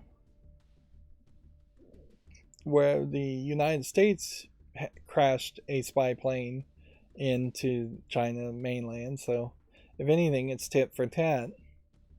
I believe that was the story. Is that they had a spy plane over to China and it suffered some kind of malfunction and crashed down. So it's not, nobody's hands are clean. Anyways, back to video game news. PS5 shipments have totaled 32.1 million, which, yeah, when you see a game potentially get 10 million sales, and that's nearly a third of everybody who owns the console. So you really couldn't get that many more sales without really cheating. Now, God of War Ragnarok getting 10 million sales when some of those are on PC and some of those are on Xbox does give you potentially some more chances, where it's closer to maybe 1 in 9 people who own some console, whether it's a PlayStation 5, Xbox Series 1, or PC, bought the game. But even 1 in 9 is great. When you think about movies, 1 in 9 people are not going to watch any movie. That Avatar movie is out right now. I doubt 1 in 9 people is going to watch that. Moving on, an underwater Metroidvania game called Pronti is coming to the Switch on March 7th. It's apparently been on Steam since 2021. Alright, let's see what it looks like. Underwater games usually suck, but this one certainly is bucking the trend. So put that on the wish list. And it is sad that some of these games only really get that second look by me based on whether or not there's a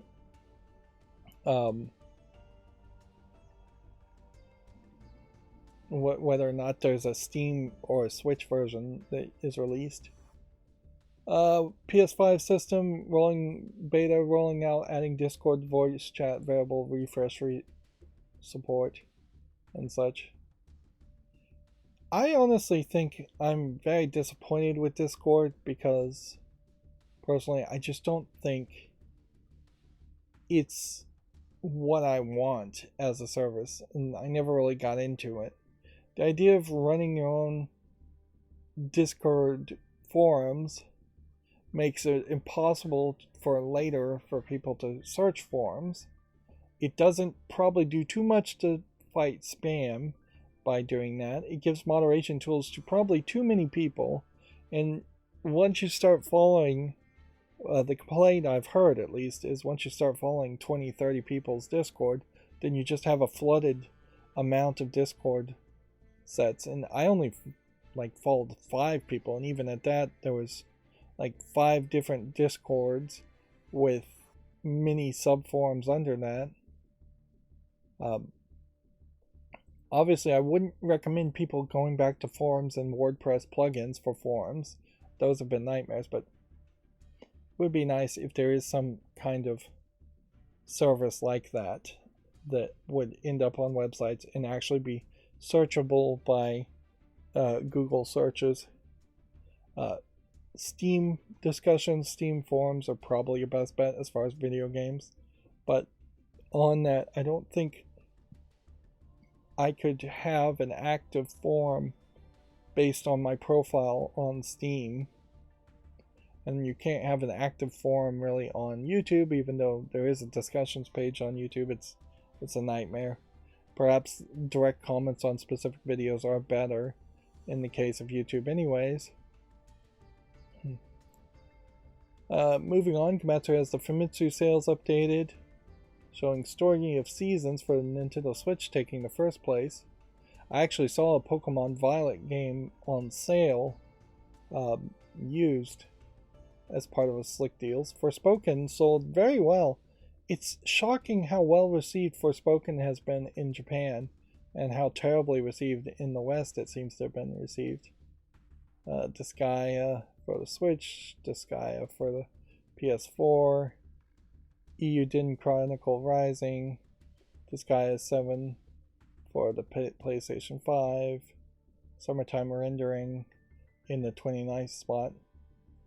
This is the second time I've seen the PlayStation 5 outselling the Switch OLED model on Switch, and I guess if you combine all of these together, you're still probably not quite, well, no, if you combine them all together, you are slightly outselling the PlayStation 5, but then if you included this, the PlayStation 5 is outselling itself, and this, it's outselling. Noticeably, even the Xbox Series X and S is pretty high numbers, though, in the hundreds, with the price increase being announced. It'll be interesting to see the next sales chart to see if all of a sudden Xbox Series S and Series X drop down to nearly nothing. Let's see, Love Live School Idol Festival 2 Miracle Live launches this spring for smartphones. It's very pink in its color palette. Anime idols, girls. I think this is a music rhythm game, if I was to guess, with possibly some visual novel elements to it. Video is not available in this country. The game may not actually be available globally either. A roguelite action game, Knight vs. Giant, The Broken Excalibur, has been announced for the PS5, Xbox Series, Switch, and PC. Which, yeah. Okay. Looks like a game. I might give it a chance. Although I do probably need to be a little careful on playing too many roguelite games. Although I generally do like roguelite games. I don't particularly like roguelike, L-I-K-E, games. R-Type Final 3 Evolve launches April 25th on North America, April 28th in Europe.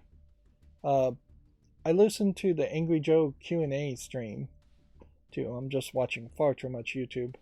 And one of the questions that was asked as far as, will you support that game Iron Hearts? Because Iron Hearts, at least according to the person asking the question, is being funded by a Russian bank, which obviously would be run by Russian oligarchs and probably Vladimir Putin in particular. It'd be in Russia. The tax funds would go into Russia. It's an interesting thought, certainly. At a certain level, I don't know if it really benefits you as a consumer to play politics on who you boycott and who you don't. The amount of money from a video game sale is probably not drastically changing the outcomes of the Ukraine invasion or emboldening Russia. If the United States government literally has a boycott on that, or an embargo on that, where you couldn't buy Iron Hearts because of that, then, well, that's your government doing what they think is best, and either you agree with it or you vote them out. But there is another article as far as another way of thinking as far as negotiations and peace through commerce. Because by not just completely cutting off a country and trying to establish lines of friendly business, you possibly make more Russians happy to be doing business with the United States and more United States people happy to do business with Russians, instead of just establishing all Russians are bad always, which is what has been done in previous wars, and that really didn't work out well. Like in World War II, after Pearl Harbor, a lot of anti-Asian, anti-Japanese racism came out of basically nowhere uh, because of that. And in part of the reason Pearl Harbor was bombed in the first place is because the U.S. wasn't selling their steel to Japan. So there already had been a lack of commerce. There is a real argument that since world trade is a thing that's already established, I won't say it's a good thing. I don't think it probably is as good as people think it is. But since it is established, breaking those lines of world trade and isolating the country often will make them just more desperate, to the point where they would just fight tooth and nail. People don't instantaneously starve to death because they don't have money. It just doesn't happen that fast. You always have time to lash out first. So, yeah, cutting off the flow of commerce whole cloth, probably not the right move. But as an average gamer and as an average citizen, I think your best bet is to say yes. To just buy the game and play the game and enjoy it, and let governments fight out their fights otherwise, and just try not to be involved in it. If there was a North Korean company that was selling a North Korean game, I'd probably consider buying it. It'd probably be terrible and full of propaganda nonsense, but that might even be a little fun to show off and look at. There are plenty of Chinese games that get released. Not very many of them are good, but I definitely am considering Chinese games as long as they support the English language. There are probably several countries like Turkey where I wouldn't even really have done the research to know whether or not I would want to support a game coming out of Turkey. And then you run into the whole problem, certainly as far as the Saudi Arabian Public Interest Fund funding a lot of games anyway. So, and you definitely don't agree. I don't personally agree with a lot of what Saudi Arabia does. So, but I don't boycott game companies just because of that. On the other hand, yeah, it might be just the first step to buying influence, even buying a single game from Iron Heart. But yeah, as a gamer, your life is short. You should just play what you want to play and just have fun with it and just not worry about it.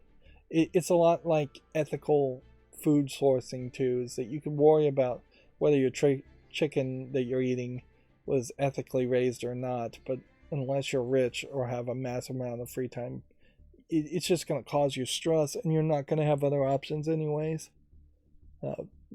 Don't worry, be happy, I guess is the message there. Moving on, R-Type Final 3 Evolved launches April 25th in North America and April 28th in Europe. A game called Dust and Neon launches February 16th. MLB The Show 23 Collector's Edition is announced. A technical test has been set for February 15th through the 21st.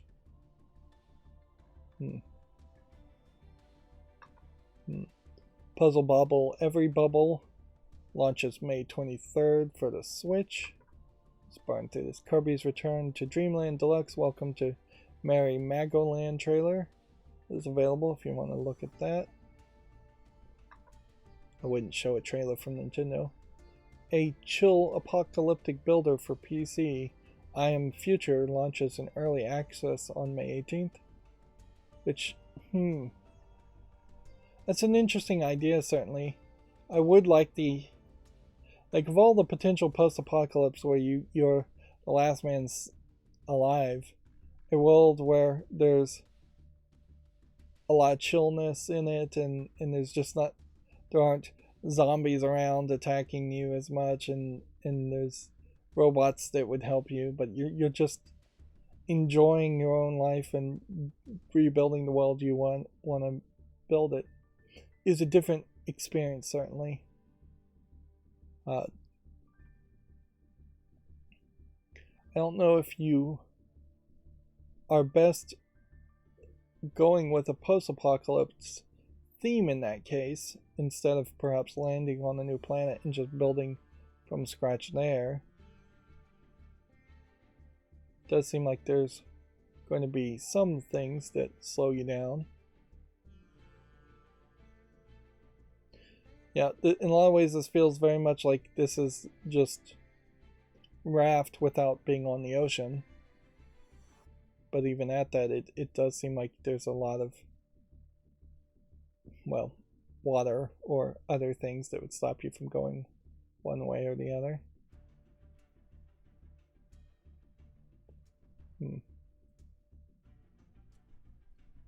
Yeah, it's an interesting idea.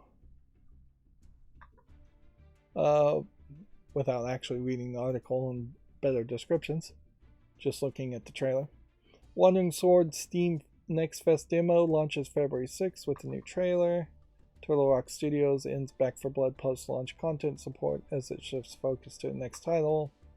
Knockout City ending service on June 6th. Private hosted server edition to be released for PC.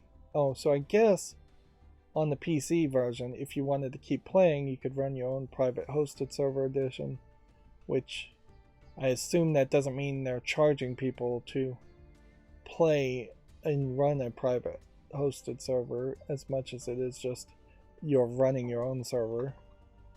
Most games don't need the online server features and should be built around online server features anyways. Peer-to-peer type playing makes a lot of sense for most games. Monster Hunter Rise shipments and digital sales have topped 12 million, which for a niche game, that's a lot. That's more than God of War Ragnarok. Ys Memory, The Oaths of Felgahana prologue trailer is available if you want to check that out, according to Komatsu. Batugun S Tribute ranked for Switch in Korea. Catan Console Edition launches February 23rd.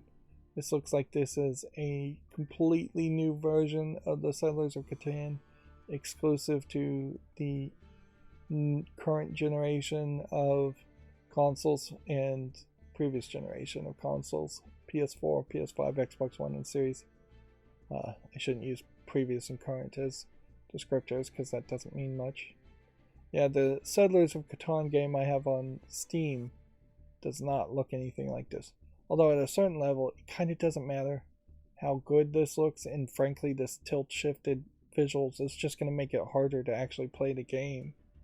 The game just needs to be playable and play well, and arguably it should have a mobile connection to it.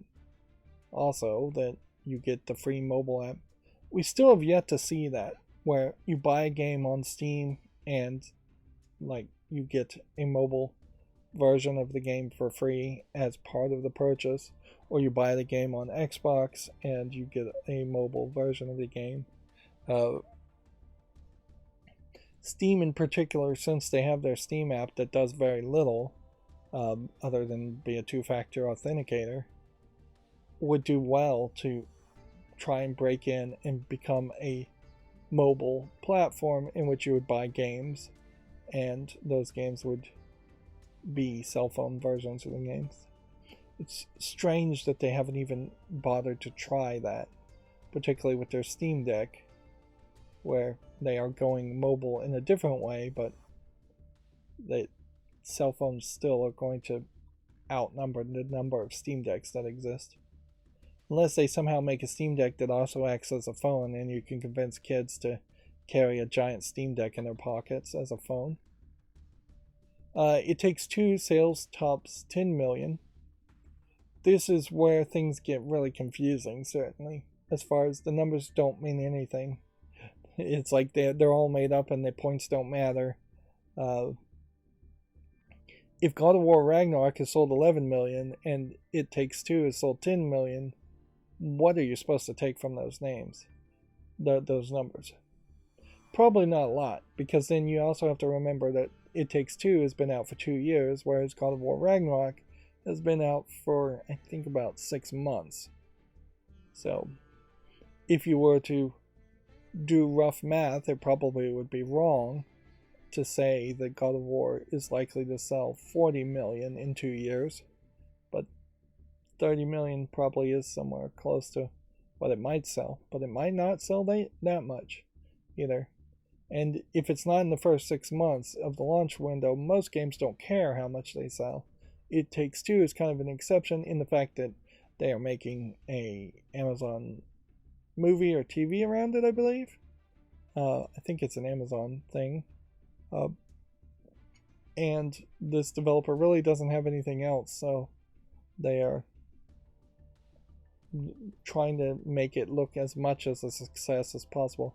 It is also a very different type of game in its visuals and its themes, and even in its gameplay mechanic, in that you have to have 2 players to play it. Which is why I will never play it. So, shame there. A game called Dredge launches March 30th, seemingly for everything. It's a sinister fishing adventure, is what it says. I don't know what particularly would make it sinister.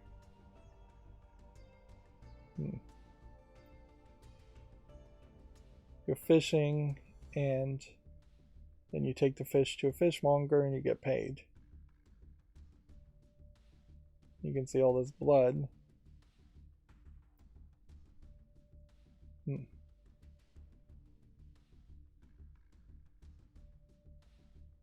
Like, I don't know what's particularly that sinister other than just like the visual themes and tone to it.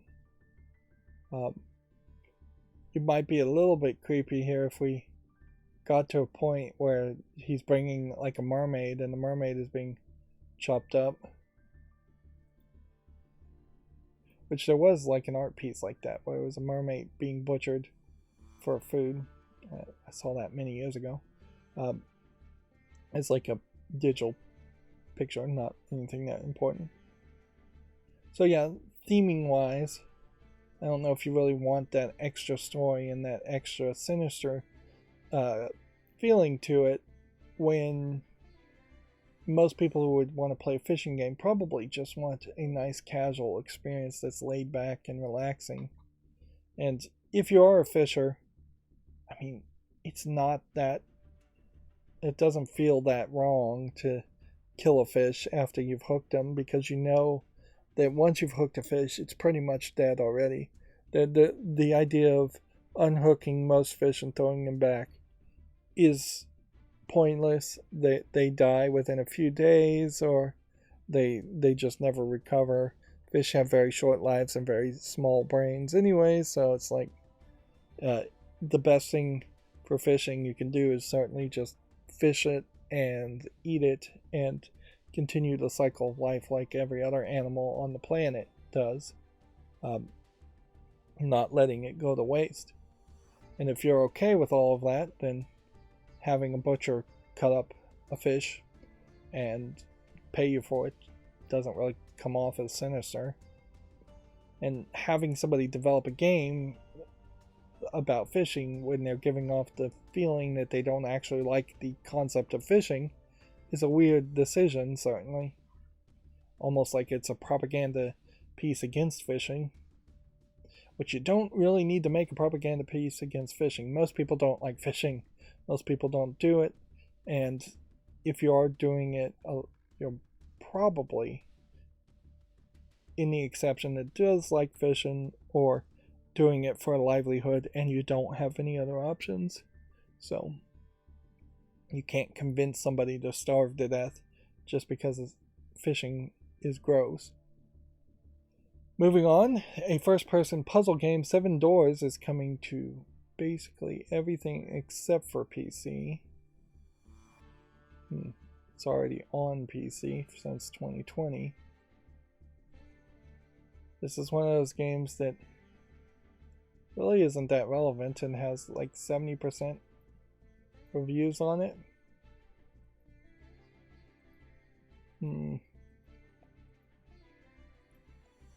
Even looking at it now, looking at these screenshots, it doesn't really feel like there's enough of a game here.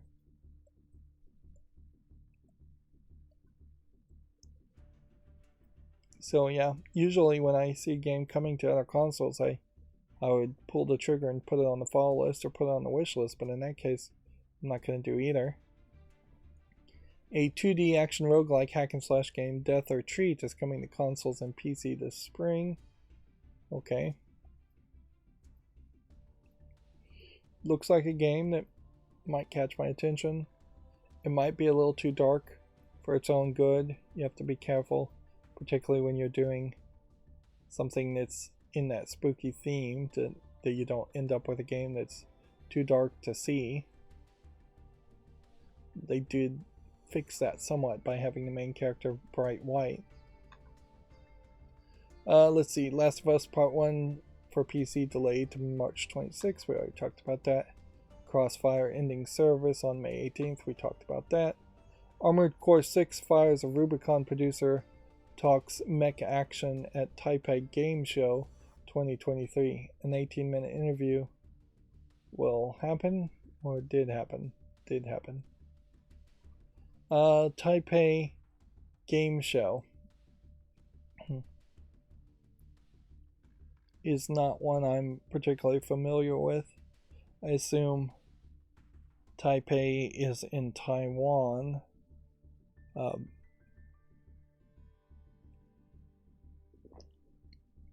Yeah, and I really wouldn't put a lot of hope in any Taiwanese game companies existing for too long, as China is trying to definitely take over Taiwan, and at any point the United States could decide to stop supporting Taiwan and let it happen. Alright, finally, here. I went on this whole rant as far as the uglierification of characters in some of these remakes, and was talking particularly about how Ashley looks just bloated and ugly. And on one hand, you could say maybe it's face scan technology or the current 3D modeling software just doing a really bad job. On the other hand, there is a real thought that this is done intentionally, that there is literally a conspiracy, whether it's an open conspiracy or not, to have chubbier, uglier, older looking characters in video games. Noticeably, though, it would be weird to see that in Resident Evil, which is owned by Capcom, a Japanese company, where I think the people in charge of making those decisions are still pretty sexist and would demand all characters look good, although maybe they're making an exception for Ashley. But also maybe the Resident Evil 4 remake is more being controlled by Capcom of America than Capcom of Japan, if there is really a Capcom of the West, if not America. But yeah, it definitely feels like this started after Horizon Zero Dawn's sequel, and has expanded to the Dead Space remake, which again, that's just not a faithful remake.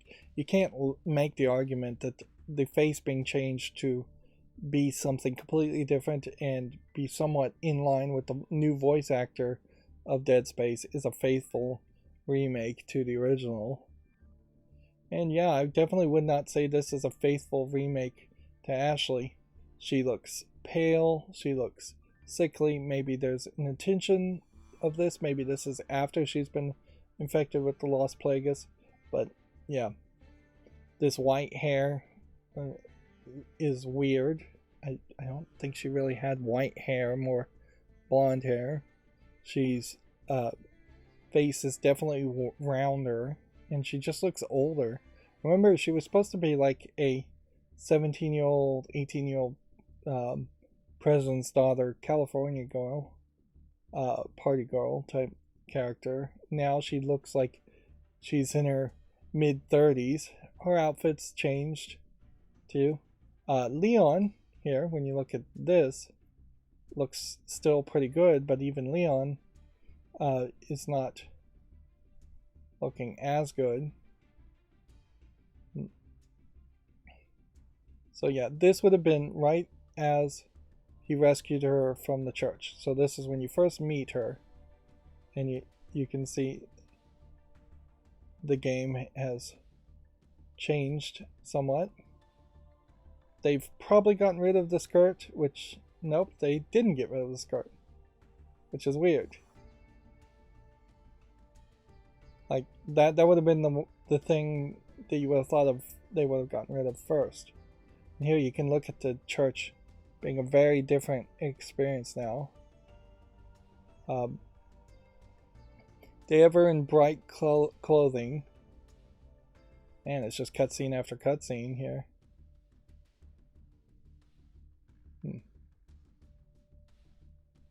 Yeah. But she's in like slightly more reasonable outfits.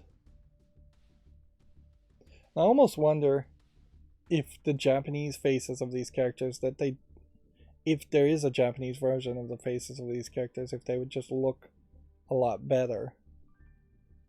Now we can see also Hunnigan popping up just on the screen like that, which doesn't really make a lot of sense because he's just hearing her in his headphones. Now, it's worth pointing out, yeah, it probably doesn't ruin the game that they've made Ashley look different. It's just kind of pointless, and it feels weird. Yeah, we're getting a look at the general map of the whole world, and it seems like the level layouts, as far as the map, look exactly the same. But I think the actual design of each level is going to be much different. Seems like he's getting the blue medallion note in a different place.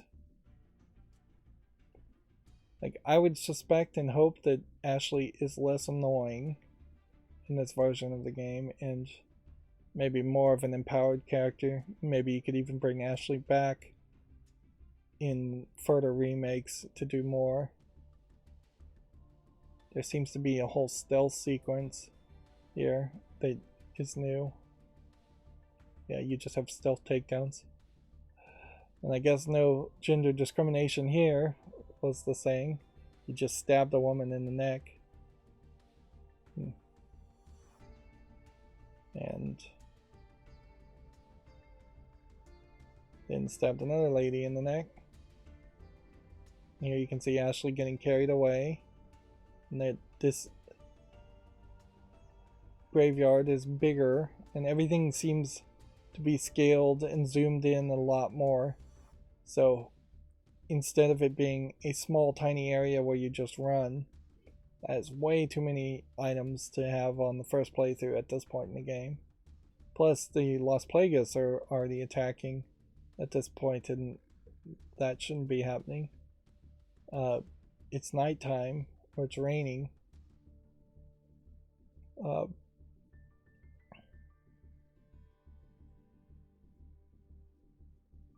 Yeah. So yeah, 90% of this game still looks like they're going in the right direction.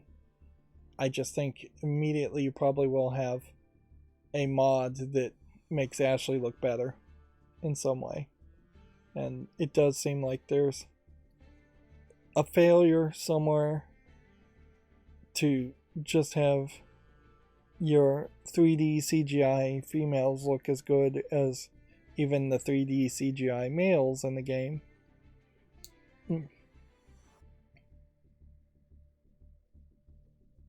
Which, yeah, that's not necessary change. Still trying to see like Ada Wong and what she'll look like. I don't think they've shown that yet. Wow, there's seemingly new versions of Las Plagas characters, and definitely some dark sections. Here we can see he has been changed in his appearance, but he still looks like a pretty boy, too.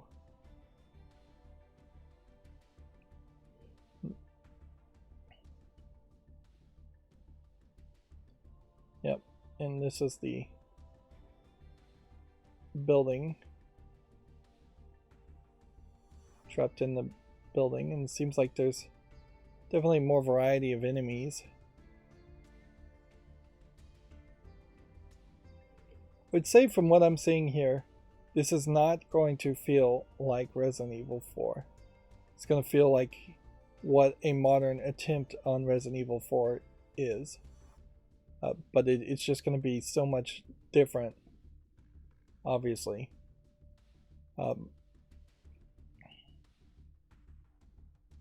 They're manually making you put in the items into the collectibles, and I don't know if there's a need to do that. And typewriters to save. Yeah. Resident Evil 4 Remake is going to be like the other remakes, where it's going to have for the most part, the same feel as Resident Evil 4, but it's not going to be Resident Evil 4. It's going to leave a lot of room to go back and just play the old version of Resident Evil 4 with the HD fan mod textures to have the real experience of that original game. Yep. And I don't know why you put out this screenshot at all. I don't know why you make the face look that bad. I question the dark bags around the eyes. I question the hair color. I question the eye color. Maybe these are all established things, yes, but maybe you just change it. They've gotten rid of a sweater in favor of a scarf and a coat. So she really is covered from neck down to toes with clothing, because she, I think, has leggings also. So yeah, it's just, this would, if you showed me this person and said who this is, I would not say this is Ashley from Resident Evil 4 by any means. Moving on, Sons of the Force shifts to early access launch on February 23rd. Apparently, they were saying it was going to be a full launch before then. Alright, well, this is, I already started late, and now I'm going along, so let's burn through the games that came out on Steam. I would say there's probably a high chance that we'll see adult games today. On Wednesday, there really weren't any adult games that came out, which was a little surprising. I wonder if maybe the Steam Next Fest would have caused them to not approve adult games. Might be a thought. We'll give this a chance. This is a different kind of art style as far as a visual novel. It may not be really that good. We'll give this a short. Increasingly, is this an adult game? I might also be like somehow provocative language and hints. Interesting. So not adult content. Might also be a case that somehow I got that toggle flipped and I'm not seeing adult games because that toggle got flipped. I don't know how that would have happened though in the settings. This definitely looks like a joke control game.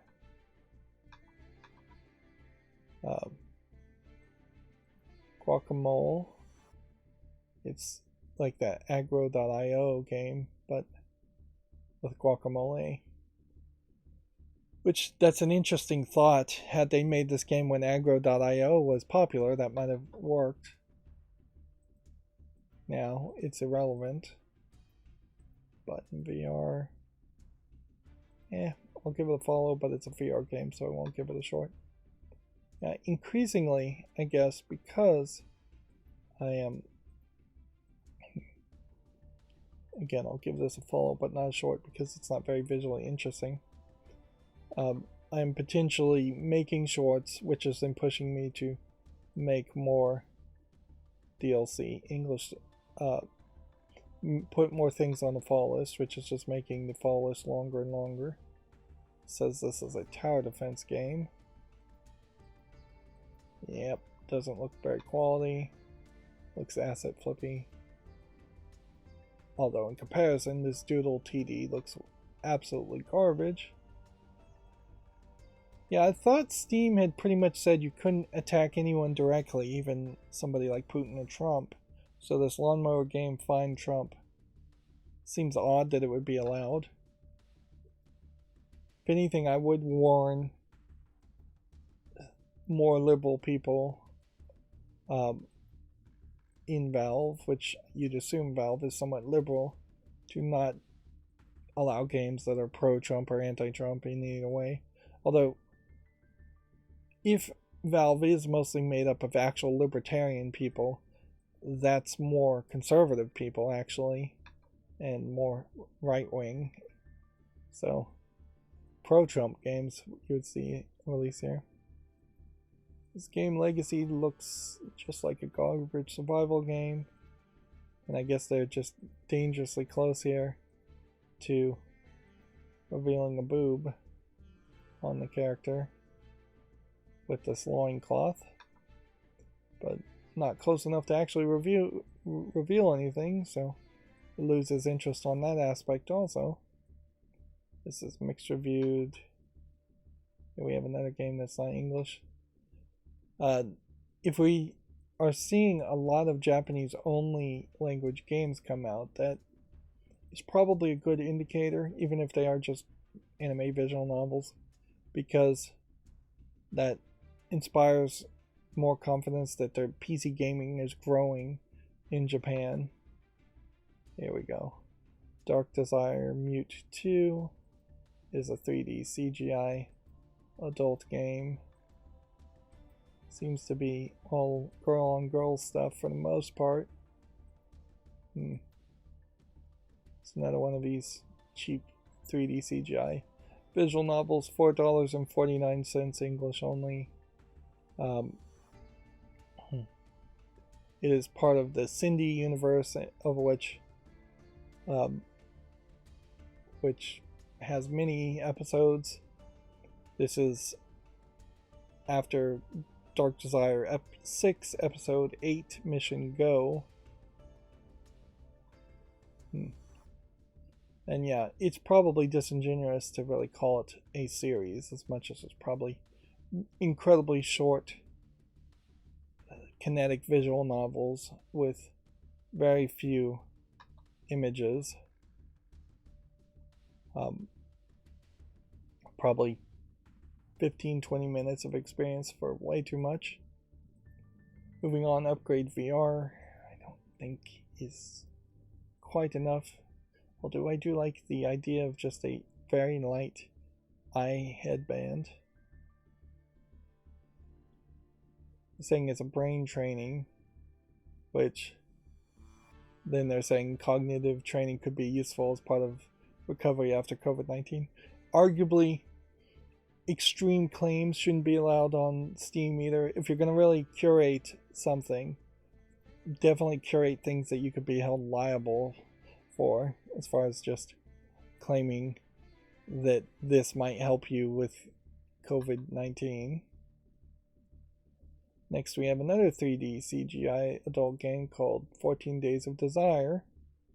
Seems like there's a collection of several 3D CGI characters, girls mostly, a lot of zoom-ins and depictions of the women. No actual engagement of sexual acts though. $10.04 this time. English only. And yeah. Again, it's just a 3D visual novel. Let's see, we have a game here. I'm looking for 3,024 people, which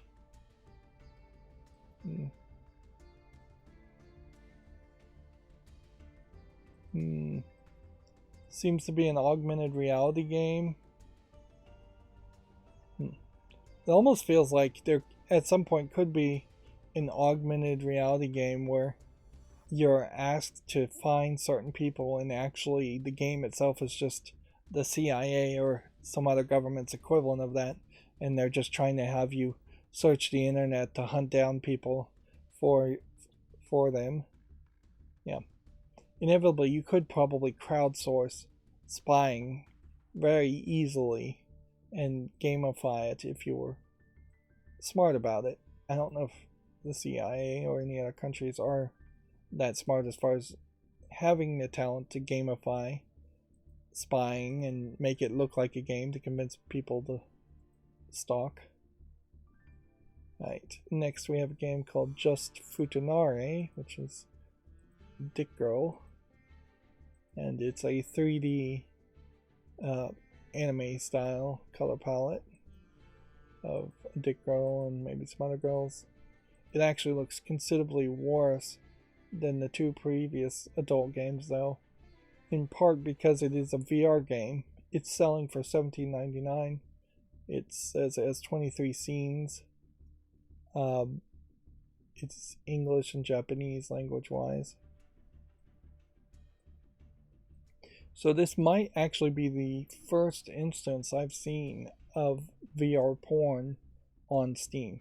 Now, arguably, a lot of these like VR porns and a lot of these visual novel porns in themselves could be classified as not games at all. It is definitely a slippery slope, though, to say kinetic visual novels are not video games, or text-based games are not video games because they're not interactive, or they're limited in their interactions. Omega Survivors doesn't look like anything.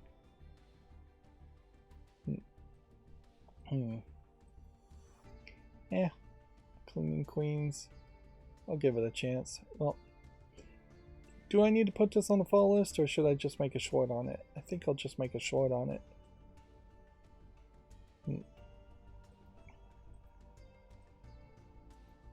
Yeah. Inherently, Valve should have gone further as far as allowing just video content on their storefront, but they didn't want to curate it. They didn't want to control it, and they're making enough money, obviously, in their minds that expanding to music that isn't just video game soundtracks, or expanding to video, or expanding to streaming, which was a thought that's what Steam.tv would have been. All of those concepts are getting shot down in Valve, which probably does highlight the way things are done in Valve, in which it is just safe to shoot down ideas instead of trying new things. Inherently, I think society, whether you're talking capitalism or any other society, needs an extra push, an extra force to try new things. And just the idea of the free market moving towards experimentation and evolution is not really enough, in my opinion.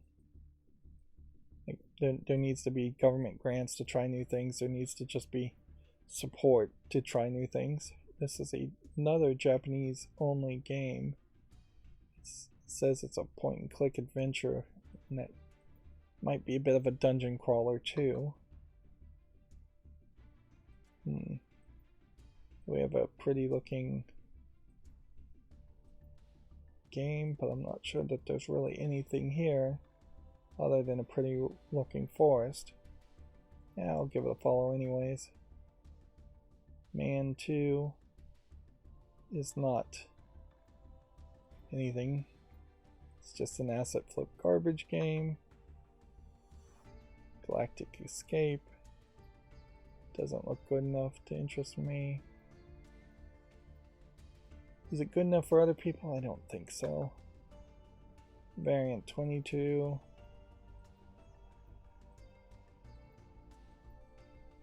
Yeah, ever increasingly these asset flip zombie shooters are going to start ending up on my fall list or on YouTube Shorts if I'm not careful. Yep, they're all just gonna look so good. Joe Wander, the Enigmatic Adventures. Okay, interesting potential game there. Surface. Project Dawn is another hidden object game, and I'm pretty much just saying yes to hidden object games. Now, as far as getting shorts, Food Maze I don't think is good enough. Move Nature does look good enough. Trying to move as fast as possible. One of these days I'm going to actually buy a smart clock and have it actually wake me up. I don't need to buy a smart clock to set a clock on my phone, but yeah. I guess that's one of those cases where shopaholics are arguing they need to buy something when they don't really need to buy it. One of these days I'll set a clock of some sort and make sure I stream earlier. Although it doesn't really help, because if I wake myself prematurely and try and stream at the right time, I'll just be yawning and I'll be low energy. So it's better just to be random. And that's why most of my footage is pre-recorded. Unfortunately, very little of my footage gets watched as far as pre-recorded footage. We'll give this visual novel a chance. And inherently, I want to make a short around this visual novel, but I probably shouldn't. Yep. Someone came on the chat saying Buena, which I believe is like hello, good morning, good evening, something like that in Spanish. So I'll say hello back. And I think Buenos noches is like good evening. And then they go, oof, waifus. Yep. I guess I do need to make a decision as far as whether or not I want the anime looking games, particularly anime visual novels, to get YouTube shorts. At a certain level, I probably should say yes and just put them out there. Otherwise, I am putting my thumb on the scales and not allowing them for no good reason, which is exactly what I accuse Steam of, and I think there's a lot of evidence that Steam does that. There is a slight concern that YouTube wouldn't like it, but you know what? Knowing what YouTube likes or doesn't like is almost impossible, so it's better just to push it and wait until you get a complaint from YouTube than it is to live in absolute fear of the shifting rules and standards of YouTube. We're at the GameDeveloper.com articles, and so we've seen that God of War Ragnarok sold 11 million in 6 months. It Takes Two has sold 10 million copies in 2 years. Street Fighter V has sold 7 million copies in 7 years. Yep.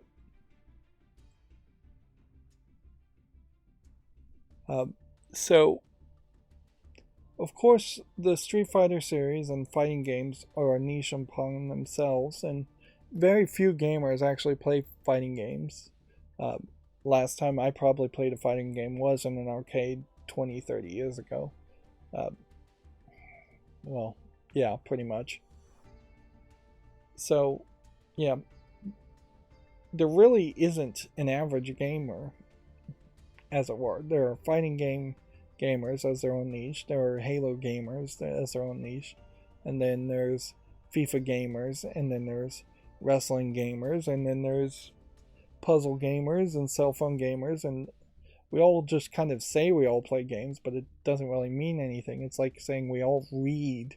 Not that we all even read books, it's just that we all read something somewhere, whether it's a website or a sign or a menu. At a certain point, being able to play a game is as much a skill as reading or writing or being able to do math as it is an actual culture anymore. And yeah, when you see 7 million in 7 years, if anything, that probably is not a number to celebrate. That's probably way lower than what they would have liked. And yet you can't stop making Street Fighter games, even if the next Street Fighter game doesn't look that interesting. You've got to make enough to at least justify the esports community and people getting some money off of the esports and e-fighting community. Even if most of the esports players are probably still playing Street Fighter 2 Turbo or something like that. Let's see. Moving on, ex-DICE developers have formed a game called Wayfinder Games. Former DICE staff have created a studio to make RPGs that the Battlefield studio can't. So yeah, they left and formed their own company. So we'll see if this new company does anything. We already talked about Knockout City shutting down after struggling to retain players. Here they talk about It Takes Two selling over 10 million copies in 2 years. Now, another thing you could certainly look at is, because It Takes Two requires 2 players, you probably would have gotten 15 to 20 million copies sold in 2 years if you could have played it single player. Yeah, that is definitely a thought that they should take. Square Enix blames the declining game sales on a weak catalog titles. Newer releases also struggled to raise the bar. See if they have specific games that they want to call out. If anything, I guess what they're trying to say is that they had good sales in the previous fiscal year, and now there's less sales because they didn't have as many good releases or good sales this fiscal year. Activision Blizzard is paying $35 million to settle the SEC probe into misconduct. They've updated their article here to provide a statement to GameDeveloper.com. This is a GameDeveloper.com article. They stating, quote, "It was pleased to have amicably resolved this matter with the SEC." Now, I think the state of California is still trying to sue Activision Blizzard for basically the same thing, so they still probably are in some hot water, and certainly they have a lot of bad press around them. Plus, Activision Blizzard is trying to be purchased by Microsoft, so we will hear more. Psyonix's Jeremy Dunham and Epic's Nick Chester have departed Epic Games. Prior to their leaving, both Chester and Dunham were key marketing and publishing staff for Epic Games, which, if anything, that might be an indication that the Epic Games Store is either struggling to get someone new to replace those people, or is just not doing well and they're maybe collapsing a little bit more. I think most gamers would probably be fine if the Epic Games Store totally shrunk down to just being Epic Games or disappeared completely. Ideally, we would like to see all the Epic Games just be on Steam and get rid of the Epic Games Store exclusives nonsense that's been happening. And ideally, as a Steam gamer, I'd like to see Epic Games Store fail horribly because I want all games in one place. Now, is that good for safety reasons? No.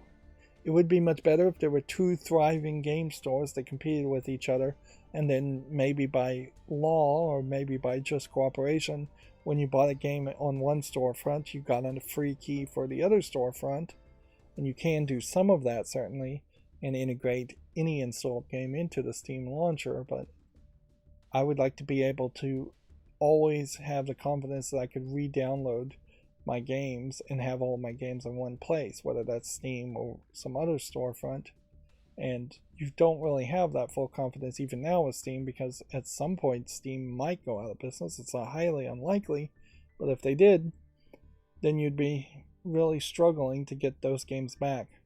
And it's not like most people could download every single game they owned and keep a copy on their hard drive. And it would really just push a lot of people back to pirating video games, because you're not going to buy, in my case, I have like 2,000 or 3,000 games on Steam. I'm not going to buy 2,000 or 3,000 games a second time. A lot of those games I already have bought once on Xbox 360. Moving on, Crossfire X will shut down in May, over a year after its launch. Okay, and then we've got the Flawless cleanup, which Card Fighter Vanguard. I will put this on the wish list. Although you are in a weird position here where it seems like if you were going to actually play this game, it's $70 and then a lot of DLC. Yeah, I think this game really just prices itself out of something I'd be willing to do. Lowest recorded price is $70. It's like never been on sale. I'm gonna say no to this. It's too expensive, too much DLC. Yes, that gets rid of the microtransaction aspects, but Yu-Gi-Oh! Master Duel in particular really highlights that you can play free-to-play very easily. And you don't have to spend that kind of money. This game is from 2020 and it's early access. It's rated very positively, and I do kind of want to keep it on the fall list. But by my rules, I would normally eliminate a game like this. It's just been in early access too long. Card Girl Army is only mixed and it's irrelevant. It's from April of last year. You can take that off the fall list. Card Craft. All these games, since they're alphabetical, are going to start with the word card, aren't they?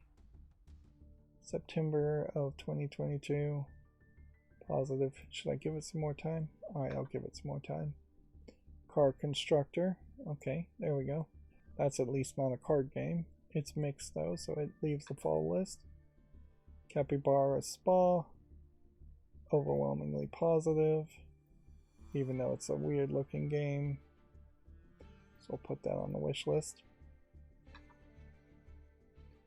Captain Toonhead, the Punks from Outer Space. Is this a VR game? Yes it is. Is it positive? Yes, but it only has 15 pieces of positivity. And I said once I go all the way around I was going to start getting rid of VR games, but honestly at this point I think I'm willing to just get rid of this. Like, even at 100% positivity, only having 15 reviews since November 11th, 2021 just doesn't make it relevant. And you certainly see this with the PlayStation VR 2 also, in that since they're relaunching all the PlayStation VR games, there's really just not that much that they can offer. This game is nothing, so we can take that off the fall list too. Canverse. Is this VR? No, but it's early access. I'll give it more time. Canon K9s. What's this? Not really relevant, so we'll get rid of that. Cannibal Crossing is mixed reviewed, so we'll get rid of that. Right, and Lawbringer was YouTube short. We'd already a new game we'd already looked at, so okay, well, even though we really have only been going 2 hours and 48 minutes, it's definitely felt like a long stream. A lot of that certainly comes down to I imagine, oops, let me fix that so you can actually see.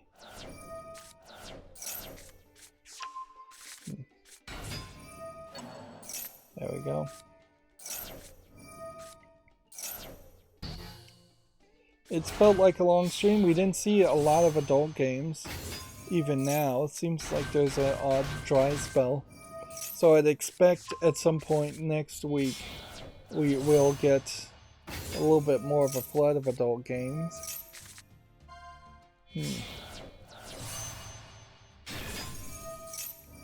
Binding of Isaac collectible U2s, vinyl figurines. They look a lot like those awful vinyl toys that get sold. Aren't those the other ones called something different, blockheads or something? and that they're like square. I know Lego had a blockhead series of square creatures that looked awful. This actually looks kind of in line in character with the Isaac characters. Although, in all fairness, I don't know if you really would want Binding of Isaac characters on your shelf. It takes a special place on the shelf, certainly, to highlight your love for the Binding of Isaac and be able to show that to every stranger that might see it without then having to go into a 20-minute explanation of the Binding of Isaac, or why you like the Binding of Isaac, or why you're not offended by the Binding of Isaac, all of which are possibilities. There aren't any new tweets. It was only like 23 today. Anyways, OBS has put out a version update for bug fixes, hot fixes 29.0.1, which, yeah, definitely wouldn't want to jump into version 29. Personally, I'm not going to jump into 29 probably until version 30 comes out.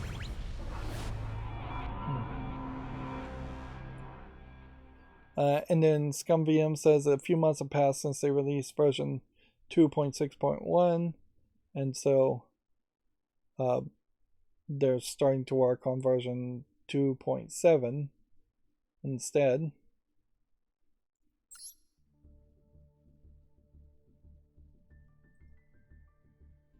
I did hear something around the idea of maybe a lot of people on Twitter going private on their accounts to try and fix the horrible algorithm, and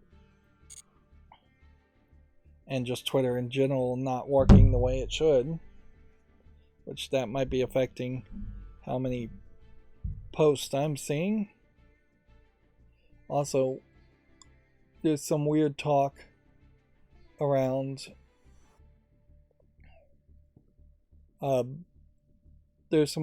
particularly around the idea of maybe getting ad revenue share if you can tweet and make a tweet go viral, which, if you're a Twitter Blue member, yeah, I don't think Twitter would become a better place if all of a sudden people are just trying to monetize these short tweets they put out. But who knows? It might be something very different. Censored Gaming, now that I'm following them on Twitter, put out a thing on February 1st talking about how they were featured in an academic book from 2021, which is probably just to say a lot of people make a bunch of books and just take screenshots and use them as sources.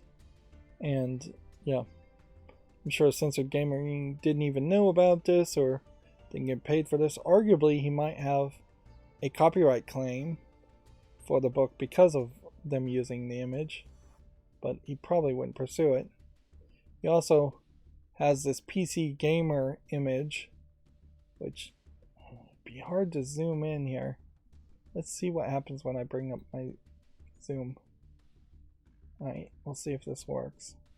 I don't like to use my magnifying app while streaming because I'm afraid it's going to crash. But this is the 10 most controversial PC games of all time. Shadow Warrior number 10, Carmageddon, Duke Nukem 3D, Phantasmagoria, Soldier of Fortune, Kingpin, EverQuest, Panty Raider, Postal, and Doom. Yeah, and then this, if you were to zoom in, would tell you the whole controversies. Most of these controversies, not really necessary or realistic controversies in general. And if you were thinking of controversial games, controversial PC games of all time, I guess you have to limit yourself to PC games. there's definitely 10 games you've never heard of that were made by somebody and never released for sale that were way more controversial. Depending on whether you mean they're controversial based on your personal opinion or whether they cause controversy. And all of them are sex and violence as far as the controversies. They aren't like in any way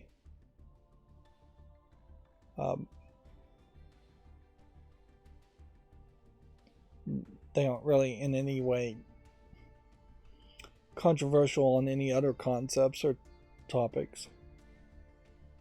He also has a White House YouTube video here on March 8th, 2018 as far as violence in video games, and I'm not sure which game this is, but I'd assume this is Manhunt if I was to guess.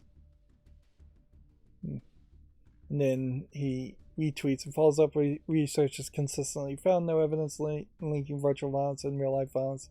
This was backed up by the APA, which has a published list of recommendations here. Yeah. So yeah, ever since I started following this guy, he's been doing some research and actually tweeting some things, so interesting. So I would say follow him on Twitter, because his videos are not the only thing he's doing.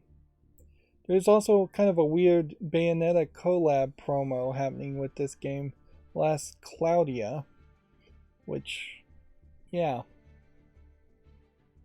never heard of Last Claudia, but